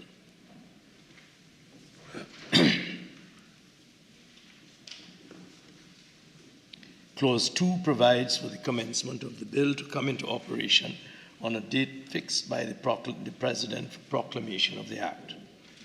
Clause 3 provides for amendments to the Supreme Court of Judicature Act. The proposed amendment to the Supreme Court of Judicature Act, Mr. Deputy Speaker, addresses the critical issue with the existing legislation, which requires currently that all trials are to be held within the boundaries of San Fernando, Port of Spain, and Scarborough. It goes without saying that in this current technological climate and with the heavy urbanization of those areas, this significantly confines and limits the available spaces that the judiciary is permitted to use for any proposed court expansion and operation. Put simply, the existing legislation excludes court spaces outside of the respective city boundaries. That is not acceptable. This presents spatial challenges, but it also presents security challenges, as we are all aware of the risks associated with the transportation of high-risk prisoners, if so required, into heavily urbanized areas for their court attendance. Mr. Deputy Speaker, having regard to the urgent need for the judiciary to utilize all resources at its disposal to deliver justice to the citizenry of this country, as well as supporting the convenience and safety of judges, judicial officers, staff, accused persons, juries, and witnesses, the proposed amendments are not only crucial, but are necessary for the judiciary of Trinidad and Tobago to conduct and discharge its mandate.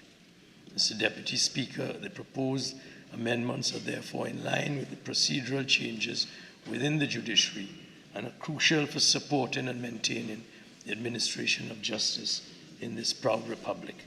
Permit me to expand somewhat, Mr. Deputy Speaker, on what the bill proposes to establish.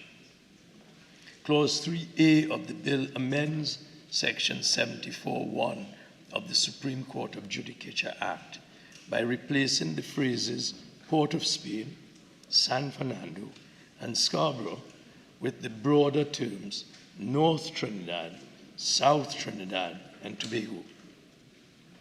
Clause 3B of the bill amends Section 74 of the Supreme Court of Judicature Act to clarify that North Trinidad, South Trinidad, and Tobago, stated in the existing Section 74(1), will now have the exact meaning as Section 3 of the Criminal Procedure Act, which defines and identifies those zones according to the cities, the boroughs, and municipalities in Trinidad and the island of Tobago. This is a seemingly small but not much needed intervention. I turn next to Clause 4, Amendment of the Criminal Procedure Act. Clause 4 of the bill, Mr. Deputy Speaker, seeks to amend Section 2 of the Criminal Procedure Act by inserting indispensable definitions, in line with those current initiatives and practices of the judiciary, for example, such as the establishment of the virtual access customer centers.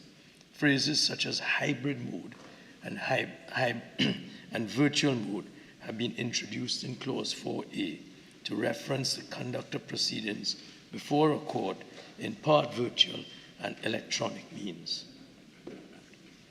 Mr. Deputy Speaker, this inclusion was deemed necessary as the existing outdated legislation failed to address the current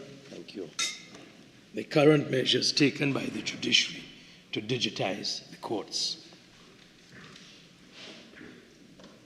Clause 4A, similarly, Mr. Deputy Speaker, introduces other phrases such as in person to distinguish the conduct of a hearing in a court building in the physical presence of the judge, master, district court judge, or registrar who is the adjudicating officer.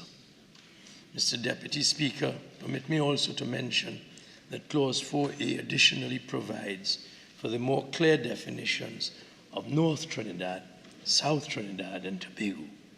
Mr. Deputy Speaker, this pivotal inclusion takes the mischief of the confines of the existing legislation, tackles, I beg your pardon, the mischief of the confines of the existing legislation by designating more general regions rather than specific locations. North Trinidad has been defined to consist of the city of Port of Spain, the boroughs of Arima, Chaguanas, and Diego Martin, and the municipality of San Juan Laventil, Tunapuna, Piarco, and Sangre Grande. South Trinidad will consist of the city of San Fernando, the boroughs of Point Fortin and Superior, the municipalities of Cuba, Tabaquite, Talparo, Pinal de Bay, Princestown, and Miaro, Rio Claro. And lastly, Tobago will encompass the region of the island of Tobago. Mr. Deputy Speaker, Clause 4B of the Criminal Procedure Act, by repealing Section 3 and substituting a new Section 3, provides for changes to the law on the following: places, times, and modes of trial in North Trinidad, South Trinidad, and Tobago; attendance of judges and judicial officers for the hearing of cases virtually, in person, or in hybrid mode; the designation of a place for a registry of the Criminal Division of the High Court, and practice directions for proceedings, documents, or any media to be filed at the registry. This significant amendment, Mr. Deputy Speaker, will empower the Chief Justice to appoint places and times for trial by order, providing for an exception that a judge or judicial officer may hold sittings at times and places other than those appointed by order of the Chief Justice where deemed necessary and in the interest of justice. Clause 4C, Mr. Deputy Speaker, repeals and replaces sections 4 and 5 of the Criminal Procedure Act. This clause provides that where any written law reference is made to Port of Spain, San Fernando, or Scarborough as the places where criminal trials are heard, they are deemed now to be a reference to North Trinidad, South Trinidad, or Tobago, respectively. Mr. Speaker, it is clear that these amendments to their respective pieces of legislation are a response to our evolving societal needs and the unforeseen strictures of the existing legislation. It is necessary to remove those limitations with respect to the use of court spaces in Trinidad and Tobago so as to bring the courts to the people. As mentioned previously, Mr. Deputy Speaker, the amendments are also pivotal to supporting the judiciary in its mandate by furthering the principle of the efficient administration of justice and the ease of access to justice within Trinidad and Tobago. Significantly, the proposed amendments would address organization and divisional needs of the judiciary, support case flow management and case management strategies. Importantly, the bill contemplates the change of case flow management as seen through the recently enacted Administration of Justice Indictable Proceedings Amendment Act 2023. There is already, Mr. Deputy Speaker, an increased flow of matters moving from the district courts to the high courts under a JIPA. It is of critical importance that with the increase in filings, suitable accommodation across North, South Trinidad and Tobago, we are permitted as well the utilization of virtual hearings. I'd like to assure the citizenry of Trinidad and Tobago and this Honorable House that this government is committed to furthering and bringing effective and necessary legislation to this Parliament to uphold the principles of the administration of justice, namely, upholding access to justice, equality, fairness, and integrity of all citizens of this country. And I think that coincidentally, this is an appropriate day on which to bring this bill when this morning the Caribbean Court of Justice and the Supreme Court of Justice held a ceremonial sitting to celebrate the life of Mr. Justice Michael de Labastide, who pioneered many of the changes which we are now bringing further to fruition. Mr. Deputy Speaker, I beg to move.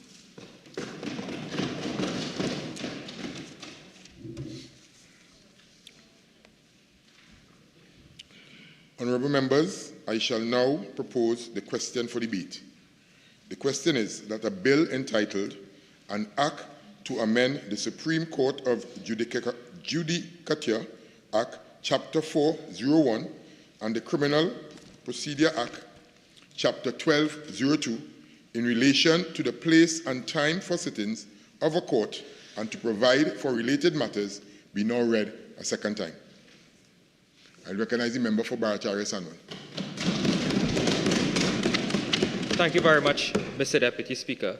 Mr. Deputy Speaker, I'm doing a double shift here today. I thank you for the opportunity to rise in this particular debate, which is a bill, an act to amend the Supreme Court of Judicature Act, Chapter 401, and the Criminal Procedure Act, Chapter 1202, in relation to the place and time for sittings of a court and to provide for related matters.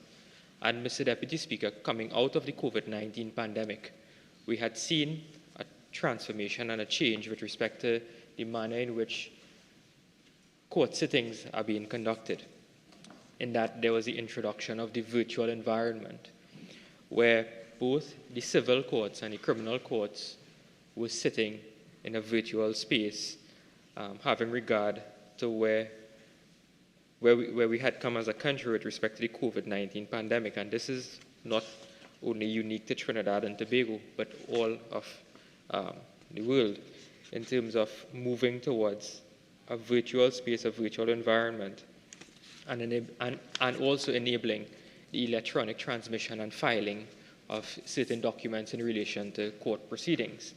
However, this bill before us here today only deals with the criminal procedure aspect of it in terms of the high court proceedings.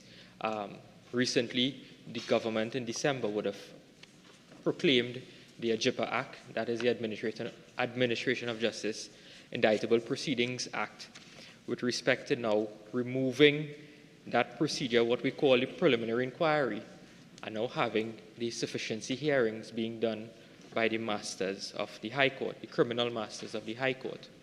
And what this bill does, Mr. Deputy Speaker, and if you read the parent act, that being the Criminal Procedure Act and also the Supreme Court of Judicature Act, you will realize that there's some antiquity in the language. They refer to the assizes, the Port of Spain, the San Fernando, and also the Tobago assizes. And those assizes, Mr. Deputy Speaker, they sit in sessions, and they would be the physical building that the Chief Justice would appoint as the place in which these courts will sit and the times in which they will sit.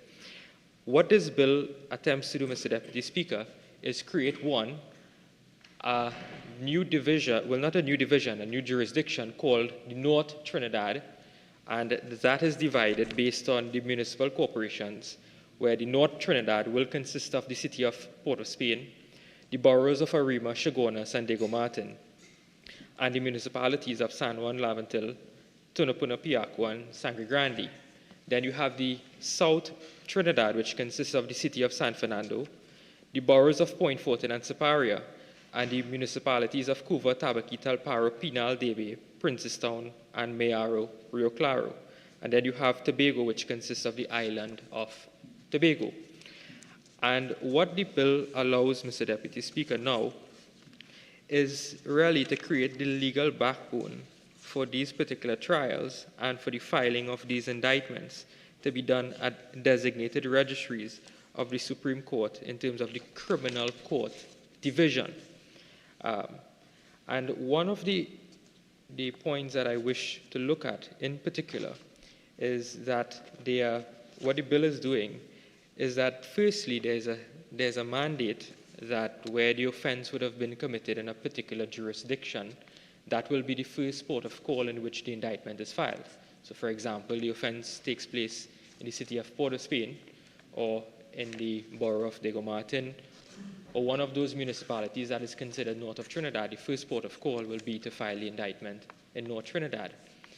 Similarly, in San Fernando, if the offense takes place in Pinal Debe, the city of San Fernando, the South Trinidad registry will be the first registry we go to, and with Tobago it speaks for itself with respect to that particular matter. But there are also provisions that allow a trial judge a bit of discretion in terms of the transference of matters from North to South Trinidad, even Tobago to Trinidad, and also, and that must be done in the interest of justice. And that is a very wide discretion, and I am somewhat elated to know that the discretion of the trial judge and his case management powers is preserved by virtues of the clauses of this bill. Because we have seen in the past in Trinidad and Tobago where certain special measures, certain special matters had to be taken into consideration to protect, one, the accused, and two, even the witnesses, and also the sequestration of jury members. So that is a wide power that is preserved for the trial judge, because the ultimate consideration when a trial judge sits in the criminal courts is the fairness of trial. That is the optimum or the paramount consideration that the court ought to take into consideration, that the accused must have a fair trial. And that is a constitutionally guaranteed right on Section 4 and 5 of our Republican Constitution with respect to ensuring that that person has a particular fair trial. And there was one place where I saw the language of the bill that was a bit inconsistent, and I don't know if it was deliberate, and maybe the Attorney General can provide some clarification. And this deals, Mr. Deputy Speaker, through you to the Attorney General. When we look at clause, this would be the clause that deals with the criminal procedure rules, clause 4, in particular, sub 16, where it reads, notwithstanding subsection 7 to 13, and without prejudice to subsection 4, the court on its own discretion or an application of the Director of Public Prosecutions or an accused may transfer a matter for trial from one place designated under subsection 2 to another such designated place wherever the court determines that A, the ends of justice so require. Now, Attorney General, when you look at other provisions of the bill, the term interest of justice is used. So is it that the term the ends of justice so require, the interest of justice, is one and the same? And that is something I would just want some further clarification on, or should we have, I beg your pardon, the consistency of drafting with respect to the bill. When you look at B, it says that having regard to all the circumstances, it is desirable to do so in the interest of securing the more expeditious hearing and determination of cases. Now, I understand that we would want matters to be taking place expeditious, but should we also include there, or it could be catched in sub A, that it must also, the court must also take into consideration the fairness of the trial? Because it's not only expedition, we look at the expeditious hearing of a matter, but we also must ensure that we preserve that right to a fair trial. Because, Mr. Deputy Speaker, when matters that are completed, if you look at various appeal judgments, those are various grounds which that can be raised in appeals in terms of whether or not the accused was in fact afforded a fair trial. And looking at the bill, I had to look in the context of what there might be some judicial pronouncements on this particular matter. And I was happy to see, Mr. Deputy Speaker, because this was sometimes a new idea or a new phenomenon that was taking place with respect to the virtual courts. And there was a Privy Council decision coming out of the Turks and Caicos, the Attorney General of Turks and Caicos against Misik and others. And that particular matter dealt with, Mr. Deputy Speaker, whether or not, it was a very interesting case, whether or not a judge who appears virtually in court but sits outside of the island, whether or not the court is properly constituted or he's sitting properly as a judge. And this matter dealt with really the interpretation of whether or not that regulation that allowed the court to sit virtually meant that the court was still sitting, although the judge was out of jurisdiction. But that's just the facts of the case. But when you look at the judgment, there was some statements being made, and I think those statements are relevant because it relates to also the fairness of the matters. And at paragraph 69 of that judgment, Mr. Deputy Speaker, it says this: it cannot be said that it would be unfair for any part of the trial to be conducted remotely. Important, because this is what we're doing.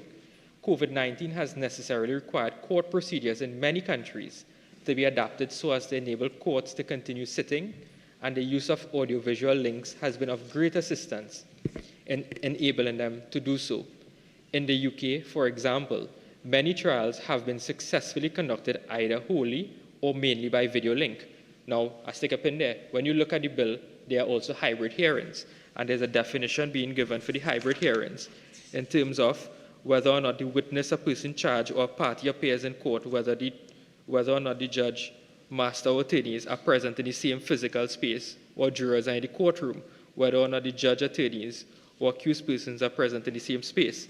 So that is the meaning of hybrid in relation to the particular bill. So it goes on, Mr. Deputy Speaker.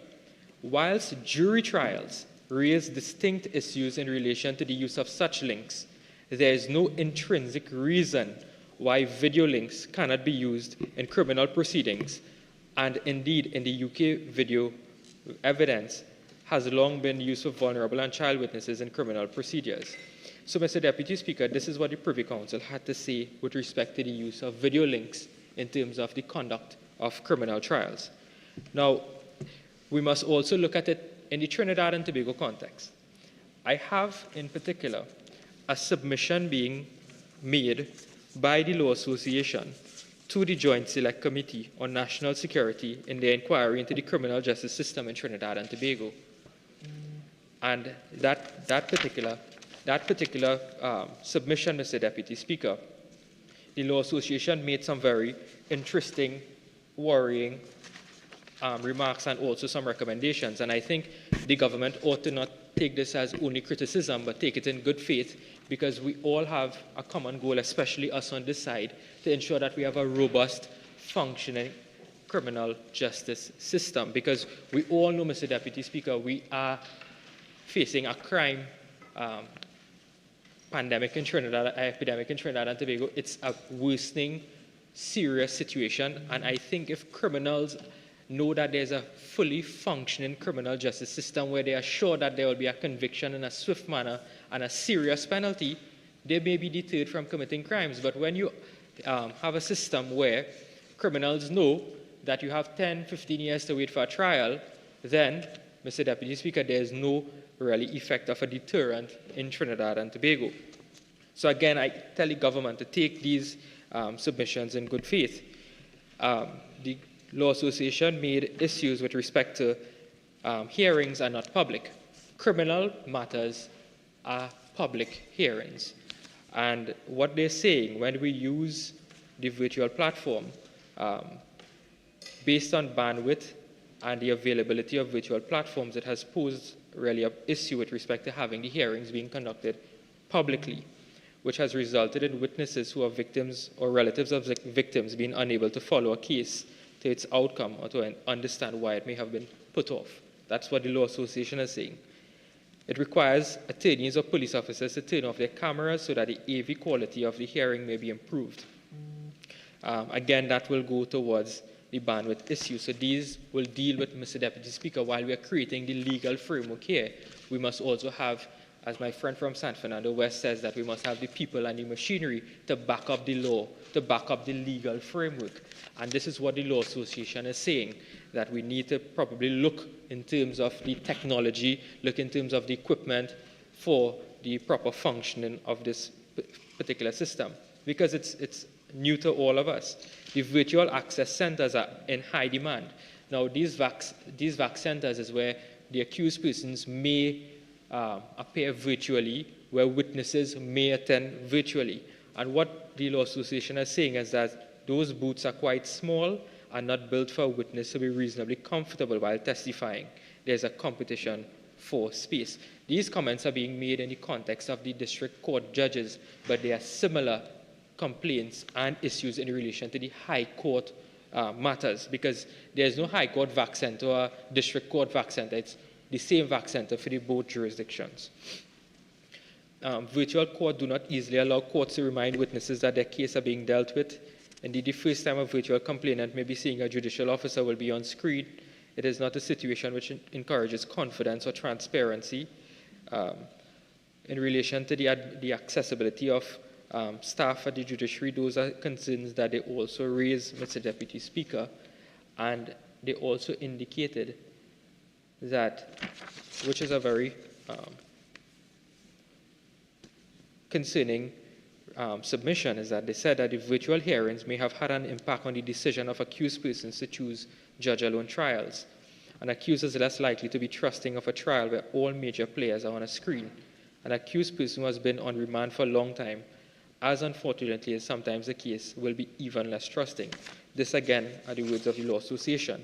And one of the other points I wish to also reiterate is that there has been a failure, this is, I'm quoting again, of the judiciary to maintain its plant and equipment is fundamental. The San Fernando High Court appears to be allowed to become dilapidated so that it has become unusable. At the moment, San Fernando High Court jury trials are being heard at the Judicial Center in Arima, despite the fact that we have been out of a state of emergency for quite some time. So these were the concerns, Mr. Deputy Speaker, of the Law Association. And again, I recommend that the government and also the judiciary take it in good faith, because the Law Association really represents the voice of the bar. And we are, Mr. Deputy Speaker, on this side, in terms of this particular bill, there are just the concern with respect to the drafting and with respect to the actual plant and machinery to back up the legal framework. Those are the concerns that we wish to raise on this side, Mr. Deputy Speaker, and I thank you very much.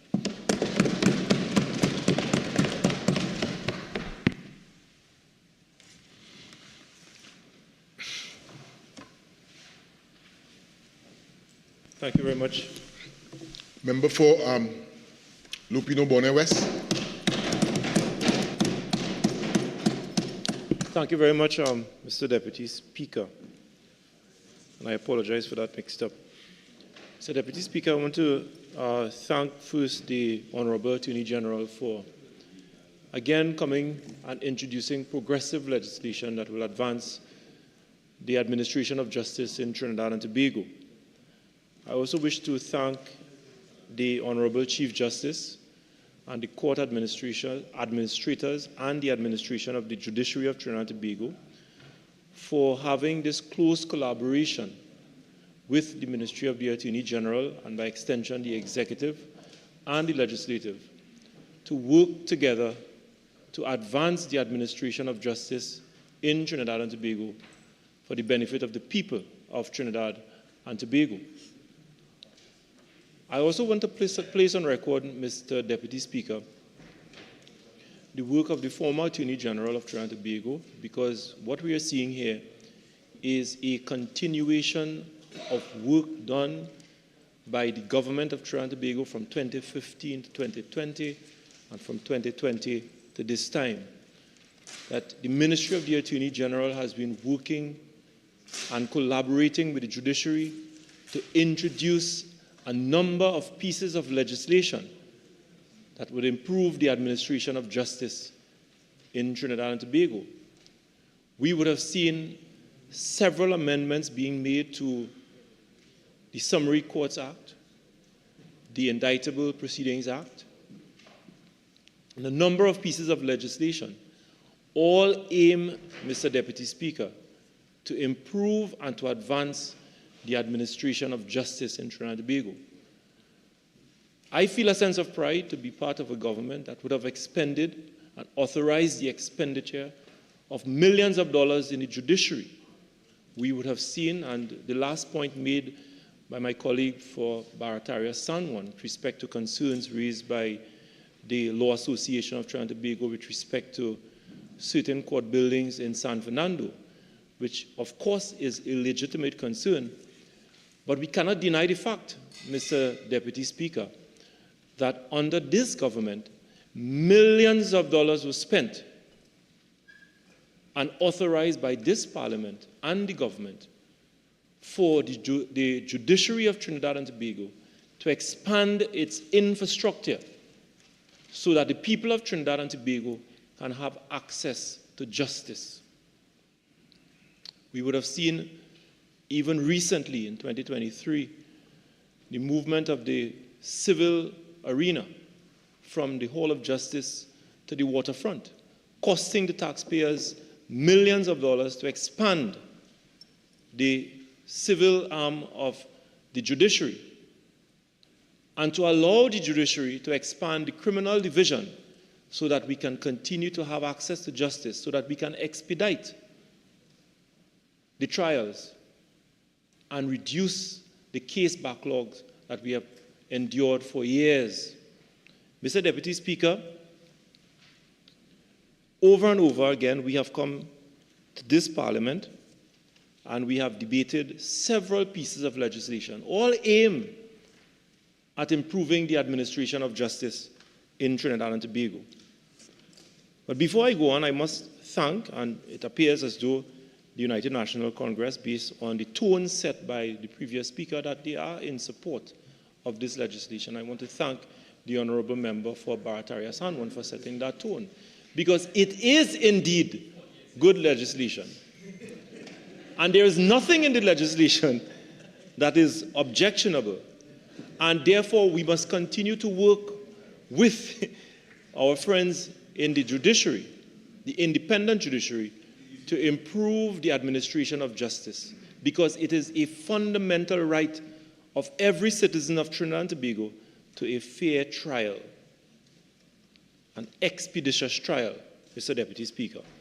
But just harping on the point raised, the last point raised by my colleague from Barataria Sanwan, and it forced me to look at some of the publications by the judiciary, especially in the period 2018 to 2019, referring to allocations approved by this Parliament and this government that would have enhanced the infrastructure, the court infrastructure, had all led to the improvement in the administration of justice in Trinidad and Tobago. And I just allow me, Mr. Deputy Speaker, to quote from the 2019 to 2020 publication from the judiciary with respect to an allocation of $612,998,000, which represented, at that time, 2019 to 2020, a 15.2% increase from the previous fiscal year. And this is what the judiciary noted with respect to that expenditure. And I quote, "According to the annual report published for that period, the sums expended were used, apart from recurrent expenditure, for covering additional costs incurred to ensure the safety of all users accessing the court locations during the COVID-19 period, facilitating the realignment of operations at the criminal division and the district criminal and traffic courts, and addressing improvements in the judiciary operating environment, the provision of productivity tools and infrastructure, as well as meeting general accommodation, technical, janitorial, security, contractual obligations throughout the judiciary." The third point, very important, expanding the ICT infrastructure, Mr. Deputy Speaker, equipment and systems that support the delivery of judiciary services, particularly the development of capacity for remote working arrangements, virtual court hearings, and online court access during the COVID-19 period. Strengthening service delivery capacity at the courts of the Family and Children Division, and facilitating improvement works to buildings, plant, equipment, infrastructure at Supreme Court locations in Port of Spain, in San Fernando and Tobago, and at district court locations in Port of Spain, Point Fortin, Siparia, Princestown, Couva, and Chaguanas, with a focus on the comfort and ease of use by both the employees of the judiciary and the external stakeholders of the court system. Another very important point, Mr. Deputy Speaker, is the continuing of the video conferencing facility at the Golden Grove, Aruca, and constructing of judicial housing accommodation in Tobago.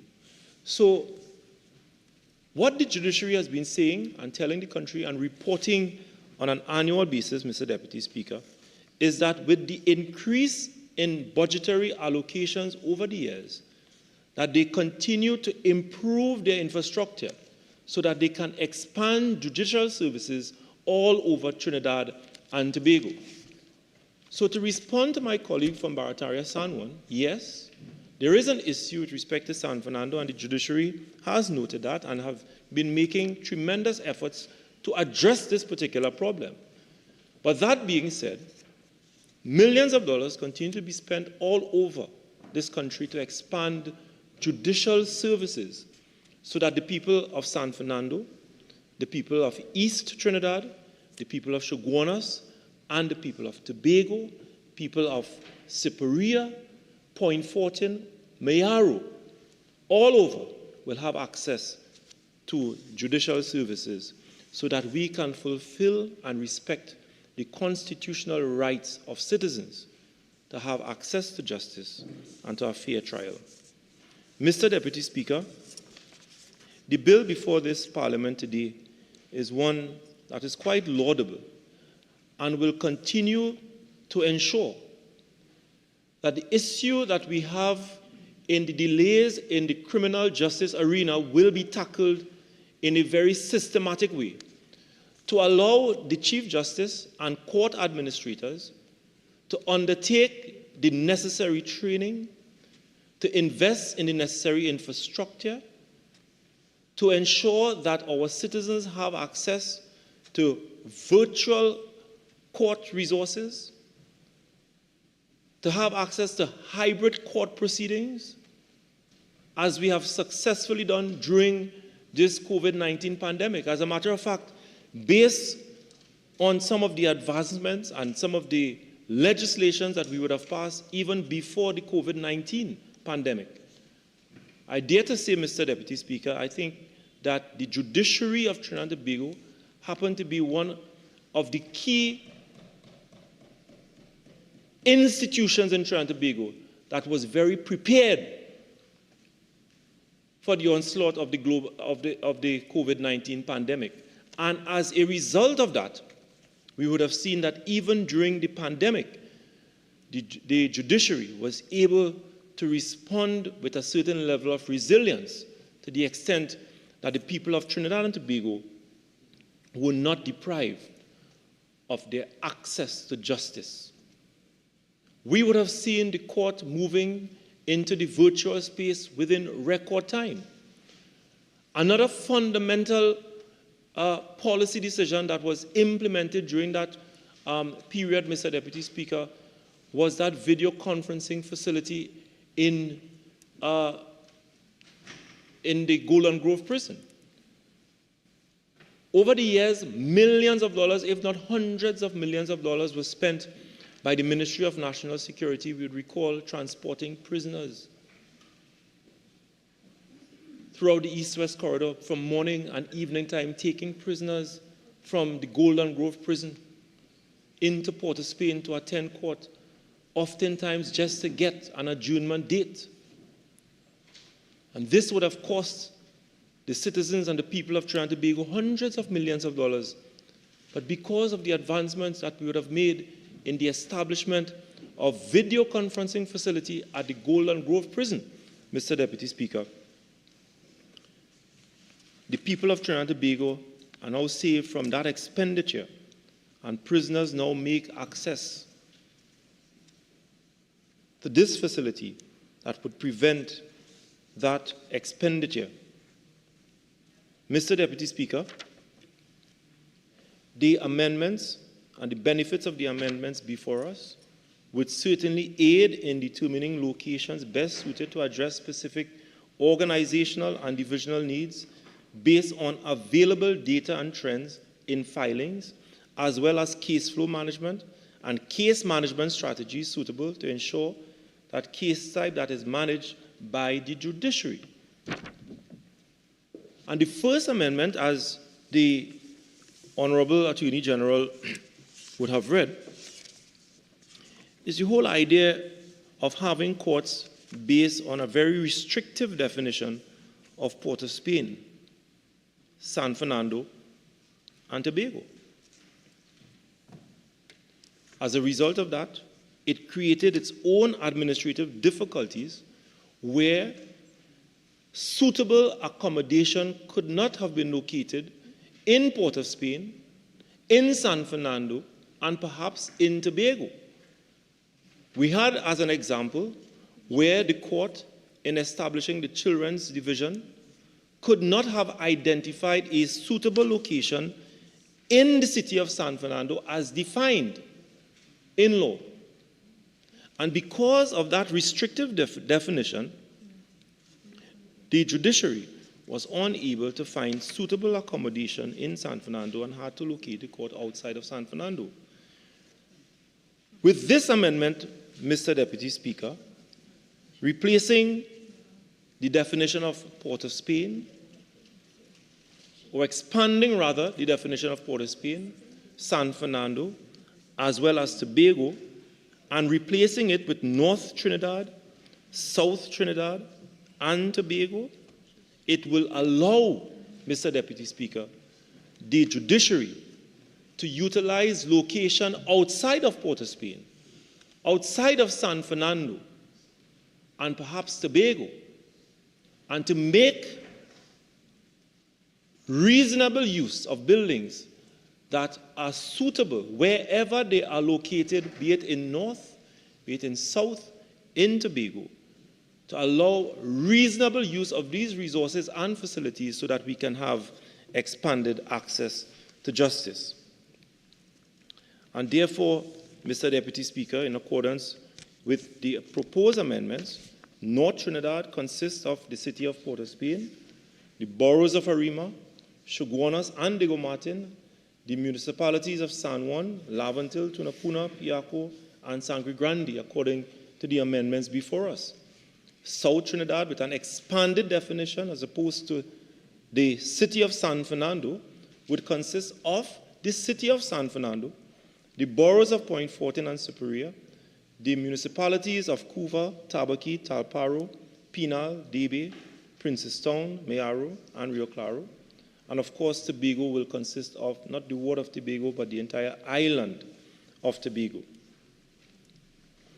Another very important proposal that is before us is the fact that virtual mode was introduced in the definition before us, before this bill. And virtual mode was given, or defined rather, as the means of the conduct of any proceedings by electronic means, including by teleconference, video link, internet link, or any manner of instant communication between the court and the parties, facilitated by the use of technology under the management of the judiciary of Trinidad and Tobago.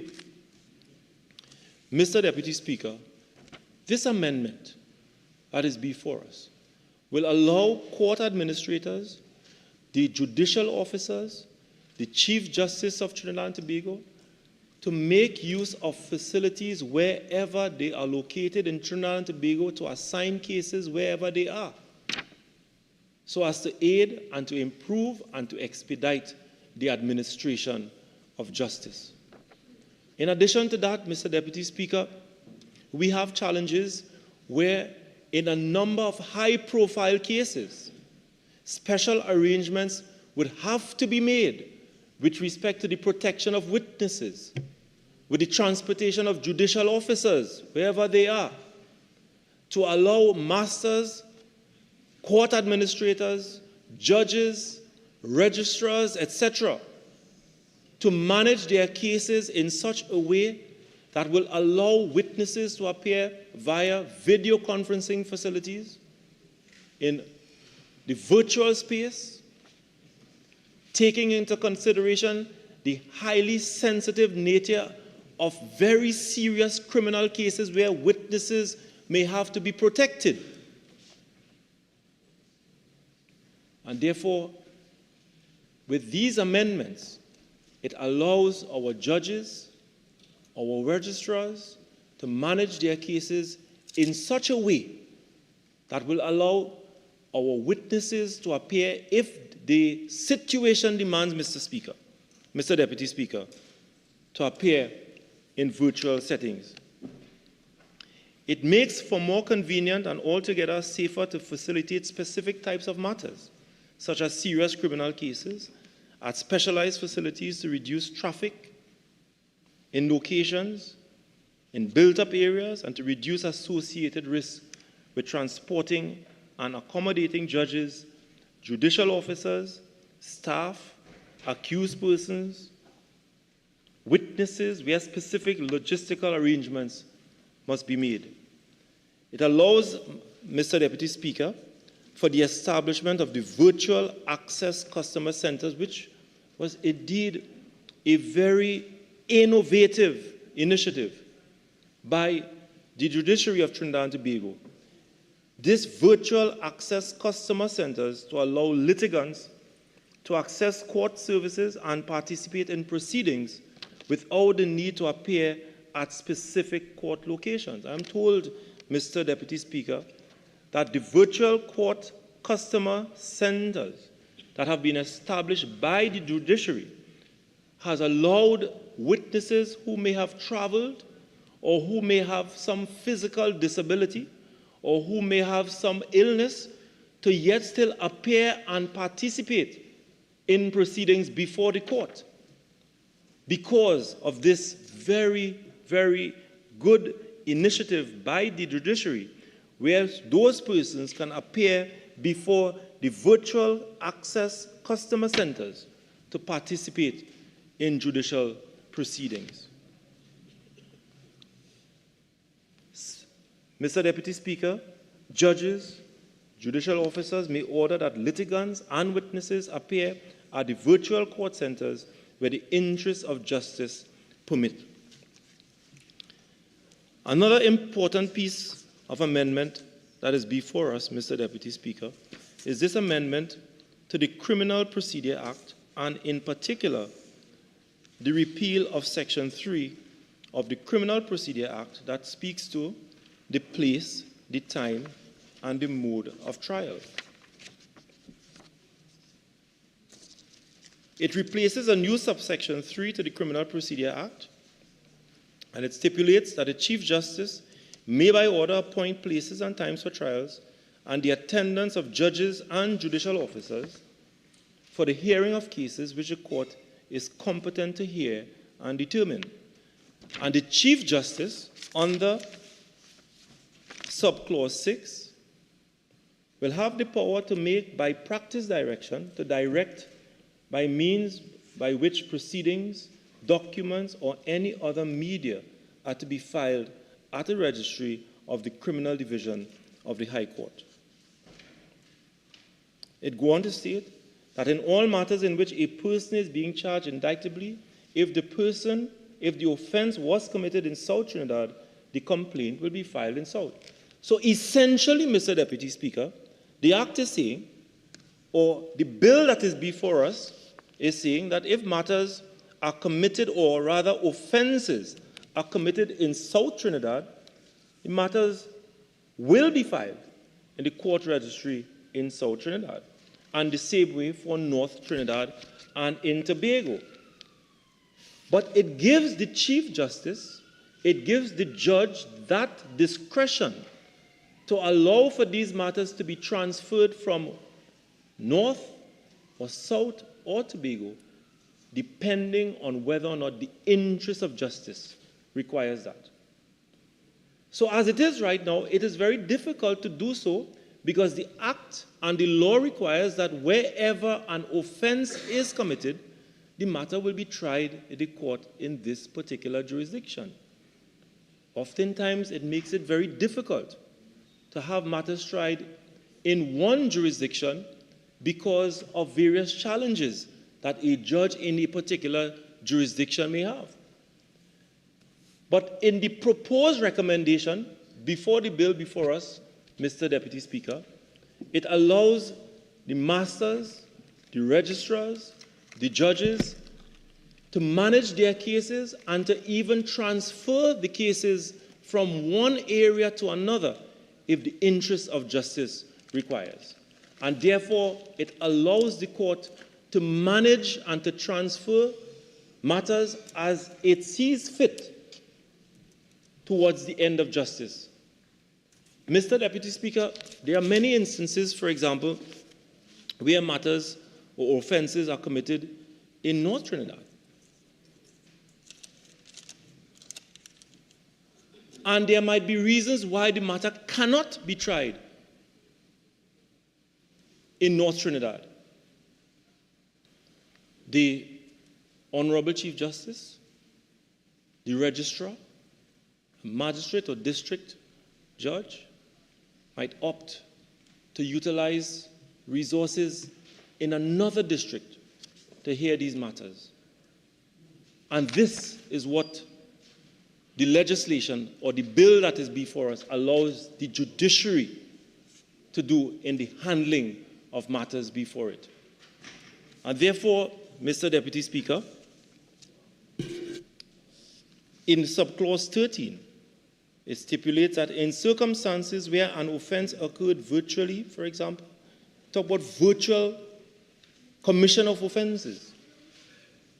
There are a number of cases, Mr. Deputy Speaker, where a lot of criminal offenses are committed virtually by the use of computers, the use of phones. And because it might be very difficult to determine where those offenses are committed, the Director of Public Prosecution and the courts and the police might find challenges as to where these matters are to be filed. The bill that is before us, it stipulates at subclause 13 that in circumstances where an offense occurred virtually, a specific physical location cannot be established for an offense, or it is otherwise in the interest of justice, the Director of Public Prosecution may exercise a discretion to file an indictment at a designated registry of the Supreme Court for the Criminal Court Division in North Trinidad, South Trinidad, and in Tobago. And in exercising that discretion, the DPP shall have regard to the following: the place where the offense occurred, or if the offense occurred virtually, or a specific physical location cannot be established for the offense, the court, or the DPP rather, will take into consideration the residence of the accused, the residence of the alleged victim, or the convenience of the witnesses, and rather, most importantly, the interests of justice. At 14, Mr. Deputy Speaker, it gives the judge, again, that discretion to look at to determine whether a fair trial in determining whether a matter can be tried in North Trinidad, in South, or in Tobago, that the judge must have regard to whether or not it is satisfied that a fair trial cannot be had in San Fernando, or it is more convenient to the parties to hold a trial in North Trinidad, or in the interest of justice, require the matter to be held elsewhere. Looking at all the provisions. Remember, you have just about 2 more minutes of your initial speaking time. You have an additional 15. You care to avail yourself? I'll avail myself, Mr. Deputy Speaker. Thank you very much.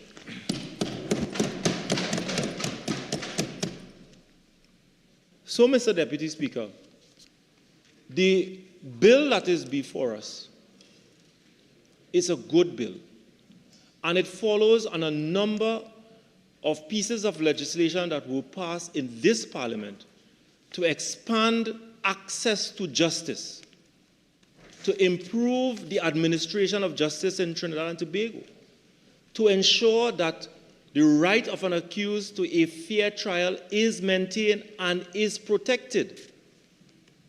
And by so doing, it allows the court to continue its investment in the virtual court hearing, expanding access to the court by the use of virtual hearings, hybrid hearings, allowing the court to ensure that persons who work within the judicial system, witnesses, etc., can either appear in person, can either appear using virtual platforms to participate in the administration of justice.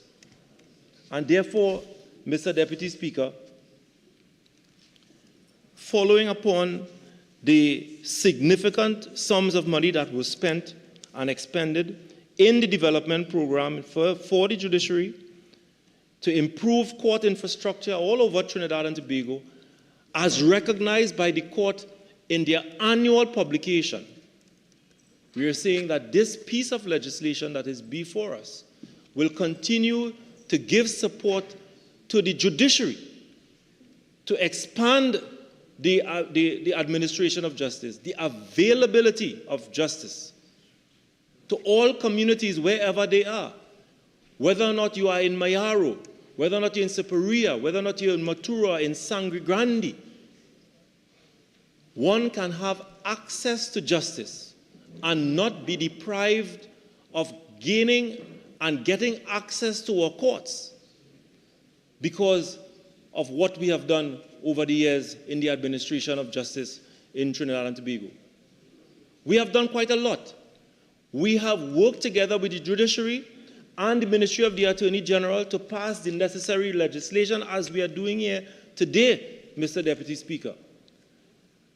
And I want to make a very important point that this Parliament would have approved millions of dollars to improve the administration of justice in Trinidad and Tobago. This Parliament would have expended time and energy to ensure that all of the necessary legislative framework are in place to ensure the timely and expeditious access to justice in Trinidad and Tobago because, Mr. Deputy Speaker, it is necessary, especially as we continue to grapple with crime and criminality in Trinidad and Tobago. It affronts the society where 15 years matters are languishing before the courts. And we hear of accused persons walking freely because witnesses are no longer available or the quality of evidence would have been impacted because of the delays in our criminal justice system. It does not in any way protect the interests of the society when these things are allowed to continue. And the judiciary of Trinidad and Tobago must be very grateful for the work and the collaboration of the Ministry of the Attorney General in ensuring that we pass a suite of legislation to support its work. And in addition to that, the government's support in providing the necessary financial resources, as we are doing here today to ensure that we expand the administration of justice, we expand access to justice, we give the Chief Justice, we give judges the power to manage their cases, to manage their case flows, to ensure that we have expedited justice in Trinidad and Tobago to protect the country and to protect the citizenry from the level of criminality that we continue to face in Trinidad and Tobago. We give the police the necessary resources, and we expect the police to work together with all stakeholders to protect the citizens of Trinidad and Tobago. We give the judiciary the necessary resources, the necessary legislative framework to ensure that the administration of justice is always maintained in a fair and transparent manner. Mr. Deputy Speaker, it is incumbent upon all of us, whether we sit in the Parliament doing our work, whether we are law enforcement officers, whether we are judicial officers, to do what we must do to protect the citizens of Trinidad and Tobago against the criminal element that continue to threaten all of us. And therefore, the judiciary, in its pronouncements, in the way that it manages and impose sentences and fines on persons appearing before it for serious criminal charges, it is important that that signal be sent to the criminal elements in the country that they too are working with the legislative arm of the state, with the government and the executive arm of the state in the fight against crime. We are providing the resources. We are providing the legislative framework for they to do their work. And therefore, I am asking that the judiciary do its part to send a clear and a very loud signal to the criminals in this country that they will do their part to protect the citizens of Trinidad and Tobago. Mr. Deputy Speaker,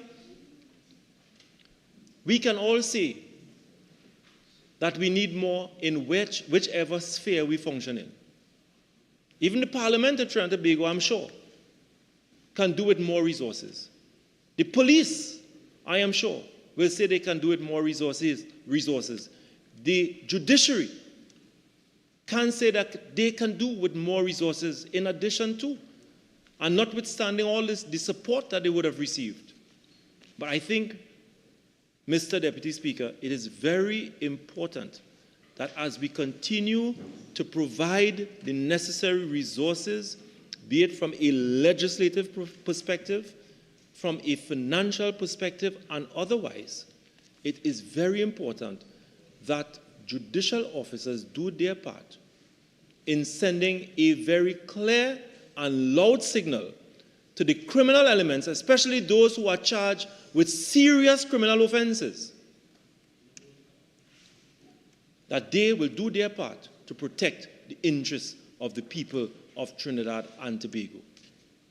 And Mr. Deputy Speaker, we will continue as a government working with our colleagues in the Ministry of the Attorney General, following upon the work that was done over the last 5 years since 2015 to improve the administration of justice.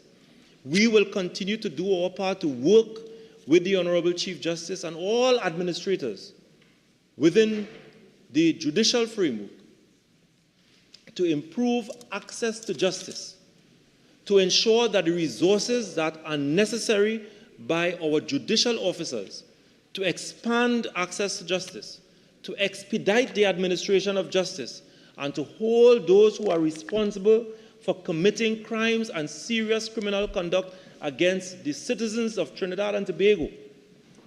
We will give them what they need to protect us. But they also have a responsibility to send a very clear and a very loud signal by holding those who are found liable and those who are found guilty, to send a very loud and clear signal that they will not and their conduct will not be tolerated. And therefore, Mr. Deputy Speaker, I wish to commend the Honorable Chief Justice, the Honorable Attorney General, for collaborating on bringing this very important piece of legislation before us. And I anticipate that when this bill receives the overwhelming support of this Parliament, that our colleagues in the judiciary will do their part and work with us to protect the citizens of Trinidad and Tobago. I thank you, Mr. Deputy Speaker, for this opportunity. No, okay, honorable members, again, the procedure is that we know left side, right side, so, all right. So again, Karini Central.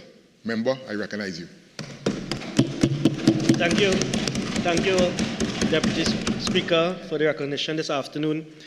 To add my voice in this bill entitled An Act to Amend the Supreme Court of Judicature Act, Chapter 401, and the Criminal Procedure Act, Chapter 1202, in relation to the place and time for sittings of a court and to provide for related matters.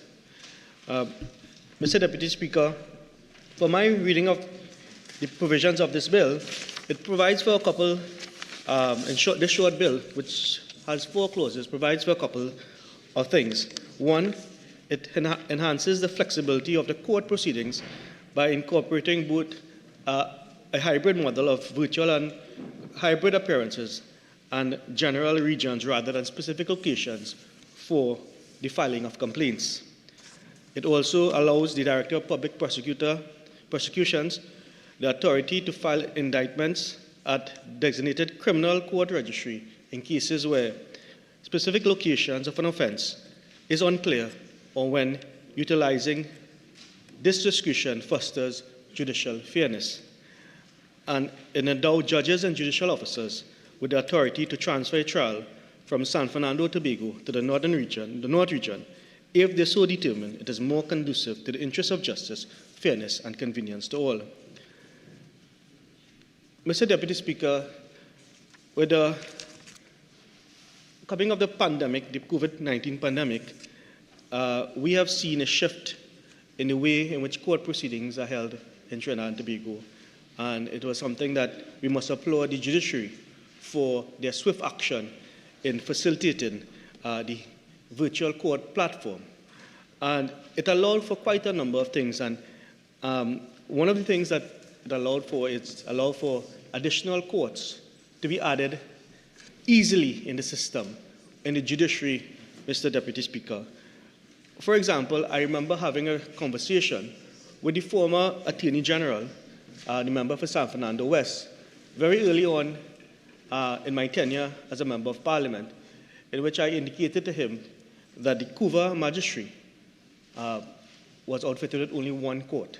This was before at the onset of the pandemic, but it allowed, because of the virtual means by which court proceedings are being held, it allowed for a second court to be added to lift the burden on one magistrate at the Couva Magistrate Court.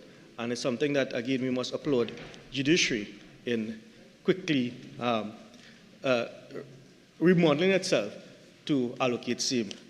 Mr. Deputy Speaker, in December 2023, there was a passing of the Administration of Justice Indictable Proceedings Act 2023. And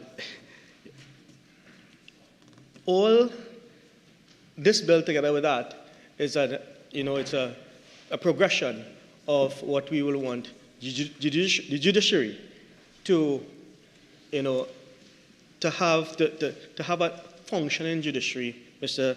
Deputy Speaker, one a criminal justice system in particular, Mr. Deputy Speaker. So, with the passing of the JUPA, with the proclamation in December 2023, and the hearings at the masters, where the masters were hearing either way offences or indictable offences, there was some confusion at first, Mr. Deputy Speaker, because when you appeared first before the master, the police prosecutors were unsure whether they can make a recommendation in an either way offense. And it caused some confusion, Mr. Deputy Speaker, at first when that bill was proclaimed, in that the prosecutors did not know, the police prosecutors that is, did not know whether they had the authority to make recommendations for either way offenses. Eventually it was worked out, and it's something that is, working good at this point in time. But, Mr. Deputy Speaker, the point I want to make in respect of that is when matters which are indictable goes before the master, there are still training requirements still taking place up to today. A colleague of mine on my way here told me that he had to attend the training from 1 o'clock to 2 o'clock. This bill has nothing to do with the content that the member is offering. Member, I'll give you some leeway. Tie in your point quickly, please. Thank you. And the purpose of this bill, Mr. Deputy Speaker, is for us to, as a parliament, to improve the criminal justice system. And the point I want to make is that when we pass these laws and these bills in this parliament, we have to ensure that the required training is passed on at the level of the judiciary and elsewhere for persons who will be using the system, Mr. Deputy Speaker. So, Mr. Deputy Speaker, when you look at the bill before us, there is one concern that something I want the Attorney General to consider, and it is at Section 3, Section 3B, by inserting after subsection 2 the following subsection. In this section, North Trinidad, South Trinidad, and Tobago have the same meaning as Section 3 of the Criminal Procedure Act. So, in one instance, the bill provides that the definitions of North Trinidad, South Trinidad, and Tobago have the same meaning as Section 3 of the Criminal Procedure Act. And yet, Mr. Deputy Speaker, if you look further on the definitions, each one of the jurisdiction or the areas are then defined. So if there is my concern is if there is and I have not checked it, if there is a conflict between the meanings in Section 3 of the Criminal Procedure Act and the definitions here, which one will be resolved in favor of? I am not certain. So that is something I'll want some clarification from the Attorney General in respect, if he could provide some clarification on in his winding up, please, Mr. Deputy Speaker. Mr. Deputy Speaker, the bill allows the Chief Justice and judicial officers to set and to fix the time and place of hearings. Mr. Deputy Speaker, my question to the Honourable Attorney General is whether this will also include night courts, because it's something that was hinted on when the People's Partnership government was in office, for us to consider the imposition of night courts to deal with the backlog of cases that we have in this country in terms of the length of time it takes for somebody to get justice. And Mr. Deputy Speaker, just this week, I was reading in a newspaper where someone, it's on the Guardian, Trinidad Guardian, on Wednesday, the 10th of April, 2024, where a man was freed of, on page 10, please, where a man was freed of murder, and the headline is, "Too easy to be charged with a crime in Trinidad and Tobago." Now, this gentleman spent 15 years on remand before he was freed. And what this article is saying, Mr. Deputy Speaker, it is too easy to charge someone and for them to have to wait 15 years to get their day in court. And that is something that, we have been advocating on this side, that whether we pass this bill or any other bill in support of the government, whether it will really have an impact on the overall criminal justice system, because it just does not depend on this bill being passed alone. There must be other moving parts which are moving together in tandem with the laws of Trinidad and Tobago for the criminal justice system to see a holistic change towards faster hearing of cases.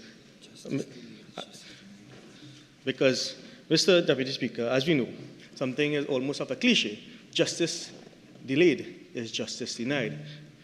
So, Mr. Deputy Speaker, when we move on, and there are other cases as well, Mr. Deputy Speaker, in which there was cases which have been languishing over the court. I remember the case of Willard Mitchell, a case of October 2010, and he pleaded guilty, and he was only convicted on the 27th of June 2023, 13 years, having pleaded guilty for this entire process to go through, so that the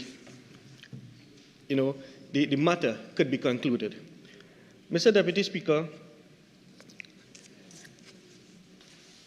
another point on the bill has to do with the interests of justice, which I want to phrase a catch-all test. And I think, Mr. Deputy Speaker, it is a bit too broad. The definition, the default position, Mr. Deputy Speaker, is that wherever a complaint or indictment is filed where the offense is committed. And also the trials are held where the offense was committed. Under these amendments, Mr. Deputy Speaker, there's an exception to this rule where indictments can be filed in another area and trials can be held in another area.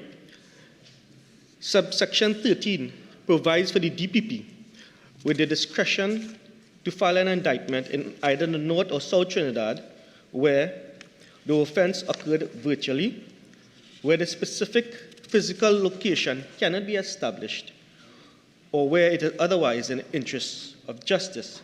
In so doing so, Mr. Deputy Speaker, he is having regard to the following issues. the place where the offense occurred, or if the offense occurred virtually or in a specific physical location cannot be established for the offense, the residence of the accused, the residence of the accused alleged victim, or the convenience of witness and the interests of justice. Respectively, please, Mr. Deputy Speaker, the interests of justice test is a very broad one. And this sort of catch-all phrase, provision, essentially gives the DPP a wide discretion to determine where the indictment can be filed.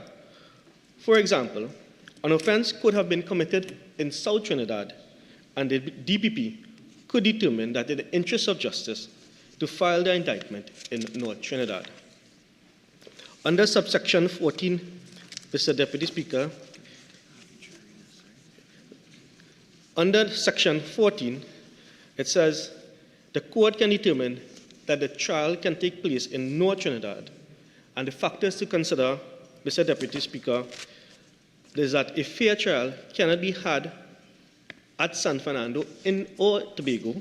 It is more convenient to the parties to hold a trial in North Trinidad, or the interests of justice require the matter to be held elsewhere.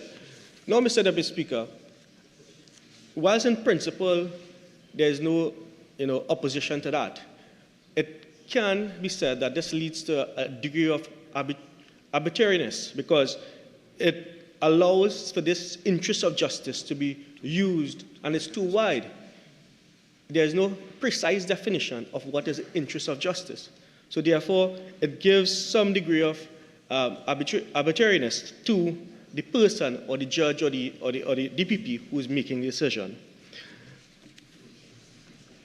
And so the question is, what does the interest of justice actually means, or what amounts to the interest of justice?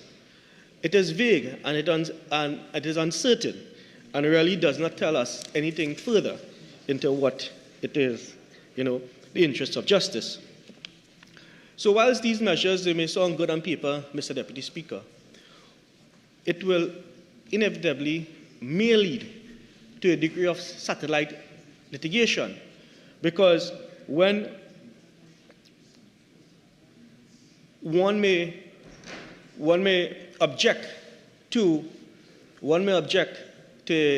a matter being moved from one jurisdiction to another, and therefore it may lead to an appeal of some sort, and then delay the litigation process or the justice system, and we are actually trying to hasten the pace of the criminal justice system. So we have to be careful, if we can give some tightness or some level of accuracy to what is the interest of justice, so that it leads to less uncertainty and less satellite litigation, if the persons can so afford.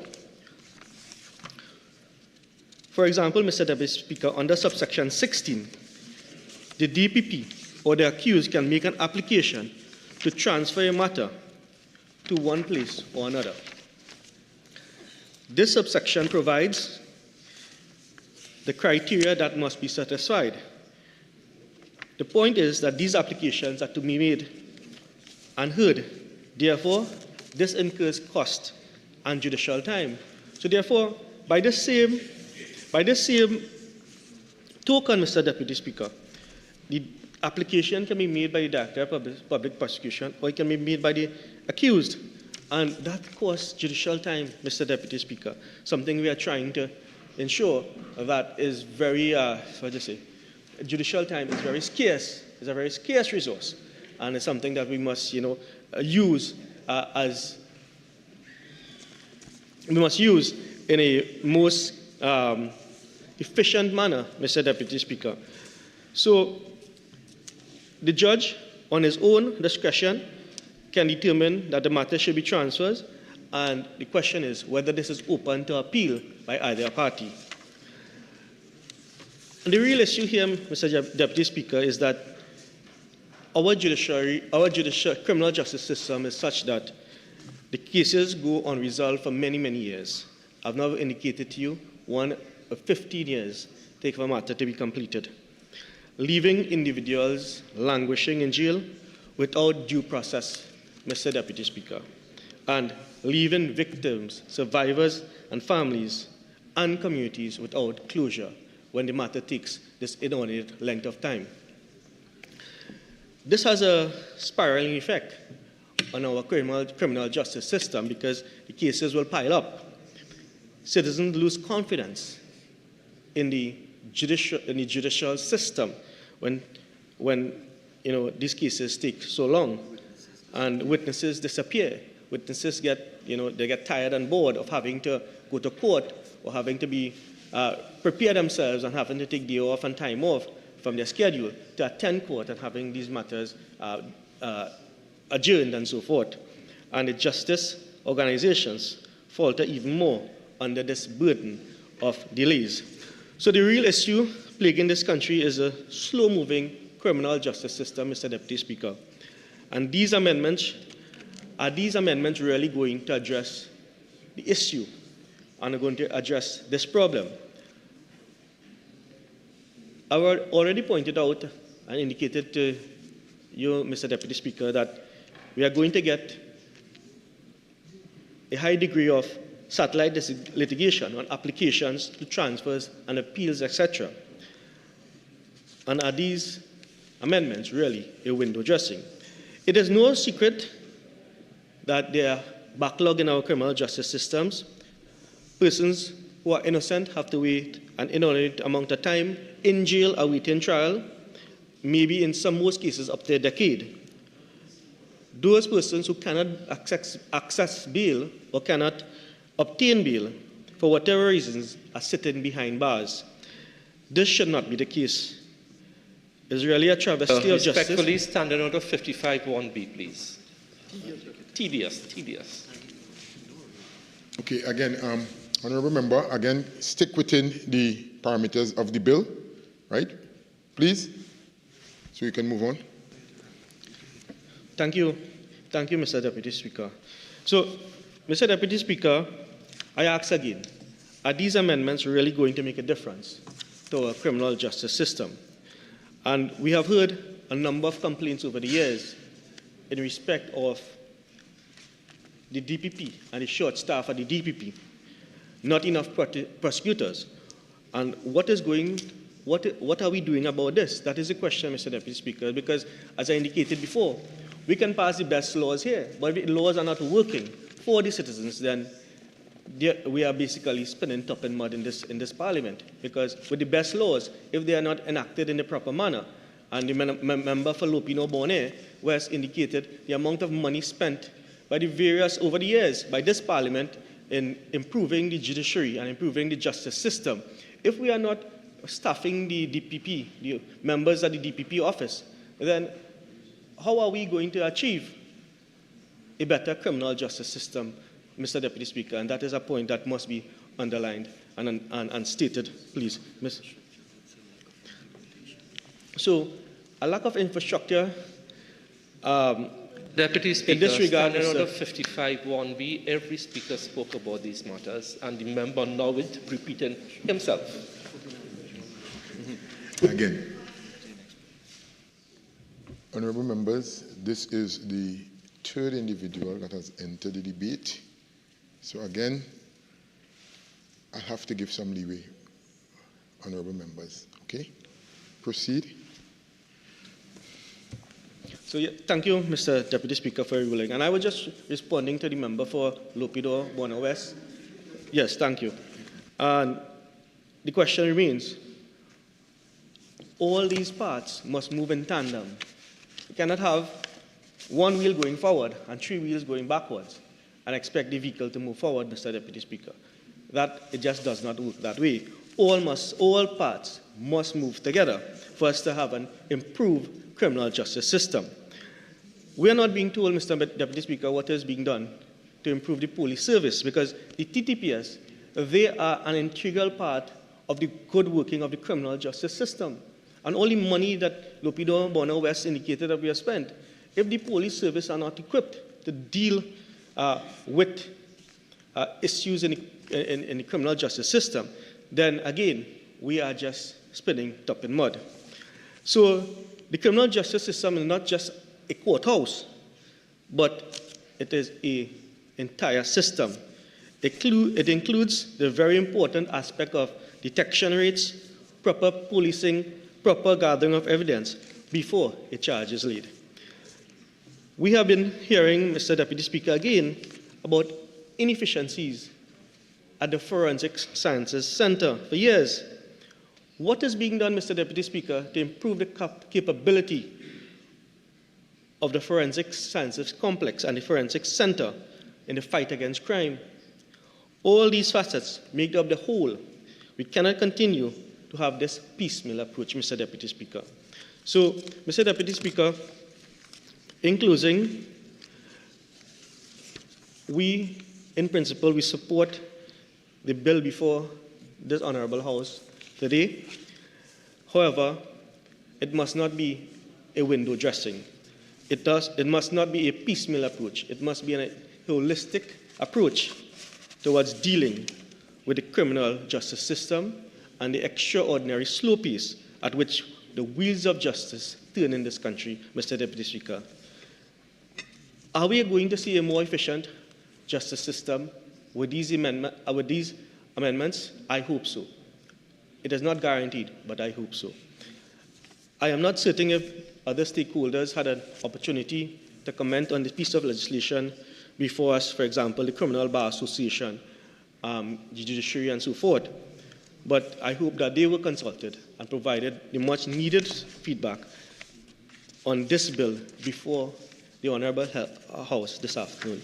So, Mr. Deputy Speaker, before the member for San Fernando West catches your eye, I want to thank you for the opportunity this afternoon. I know Mr. de San Fernando West will tell us about judge alone trials. I expect him to give us an account of what was done under his tenure in respect of the criminal justice system. Something we have heard, but though we'll be anxious to also remind us this afternoon of what was achieved then. So, Mr. Deputy Speaker, those are my comments, and I want to thank you immensely for the opportunity this afternoon. Thank you. Honourable members, before I call on the next member to enter the debate, I would like to suspend this committee, this sitting, until 5:35.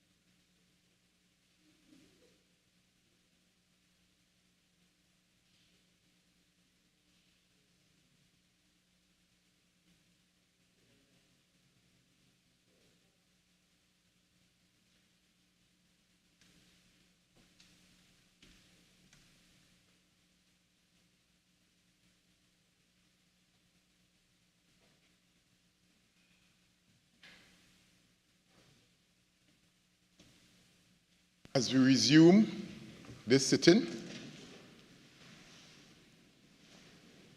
I recognize the Attorney General.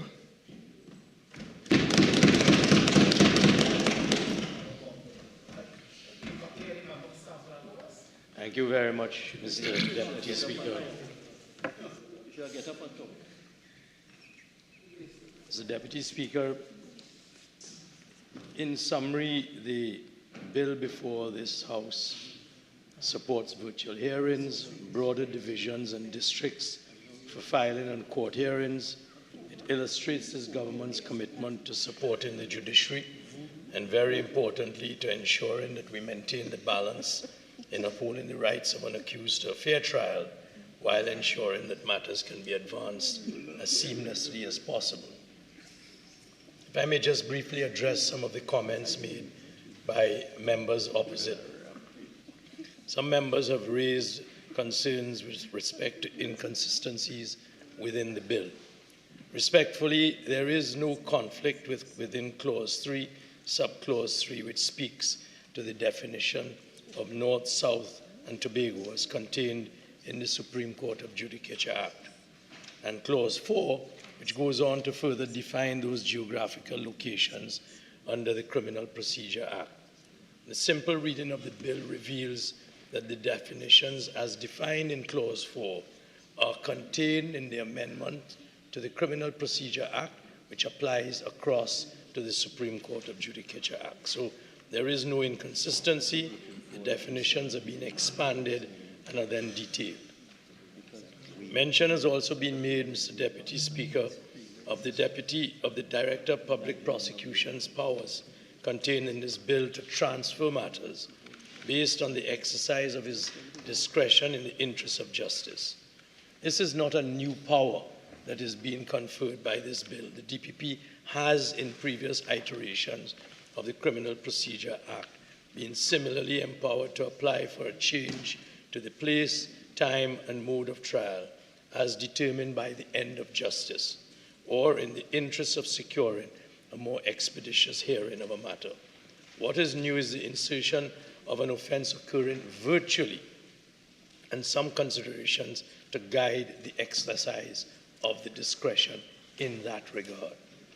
The DPP is also a constitutionally empowered office. It is an office wherein the office holder is no stranger to exercising discretion and doing so in order to maintain the constitutionally enshrined freedoms and privileges. He holds the ultimate discretion and power when to charge someone for a criminal offense or to discontinue a matter. He's very well positioned, therefore, to rationally exercise any discretion conferred on him by this bill. Much has been said, Mr. Deputy Speaker, about the phrase, the interests of justice. But those of us who practice before the courts know on the language that has been used from time immemorial in this Parliament as a discretionary yardstick given to the exercise of judicial power, that it is a well understood term, and that judicial officers exercise their discretion in the interest of fairness to do what their oaths of office mandate them to do, and that is to apply principles of fairness to all parties based on the circumstances before them. And if a judge gets it wrong in the interest of justice, there is always an appeal from an irrational exercise of the interest of justice, but there is no magic about that term. The legislation, therefore, is simply providing a meaning to this phrase in this context. Mr. Deputy Speaker, in closing, I don't have much more to say. I wish to draw attention of honourable members to a minor amendment which has been circulated. That minor amendment seeks to deal with a typographical error. It merely corrects a number in reference in the bill. Members will recall that Act number 12 of 2023, which amended the Administration of Justice Indictable Proceedings Act, JIPA, effectively repealed sections 3, 4, and 5 of the Criminal Procedure Act and replaced those sections with a new section 3 and section 4, respectively. The bill, therefore, before us repeals and replaces the existing sections 3 and 4, and the amendment circulated, therefore, removes the erroneous reference to Section 5 of the Criminal Procedure Act, which no longer exists. The substance of the provisions of the bill essentially remain the same. Mr. Deputy Speaker, I thank the members opposite for their contributions. I am anticipating that we will get support for this bill, which is really to expedite and ensure the fair passage of justice. And with those few remarks, Mr. Deputy Speaker, I beg to move.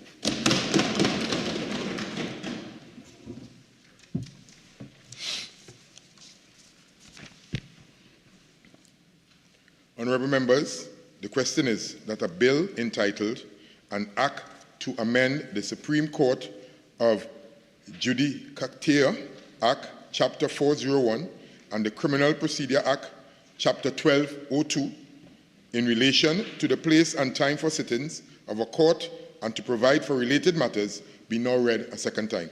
All in favour say aye. Aye. Attorney General. Oh, the ayes have it. Any against? My apologies. The ayes have it.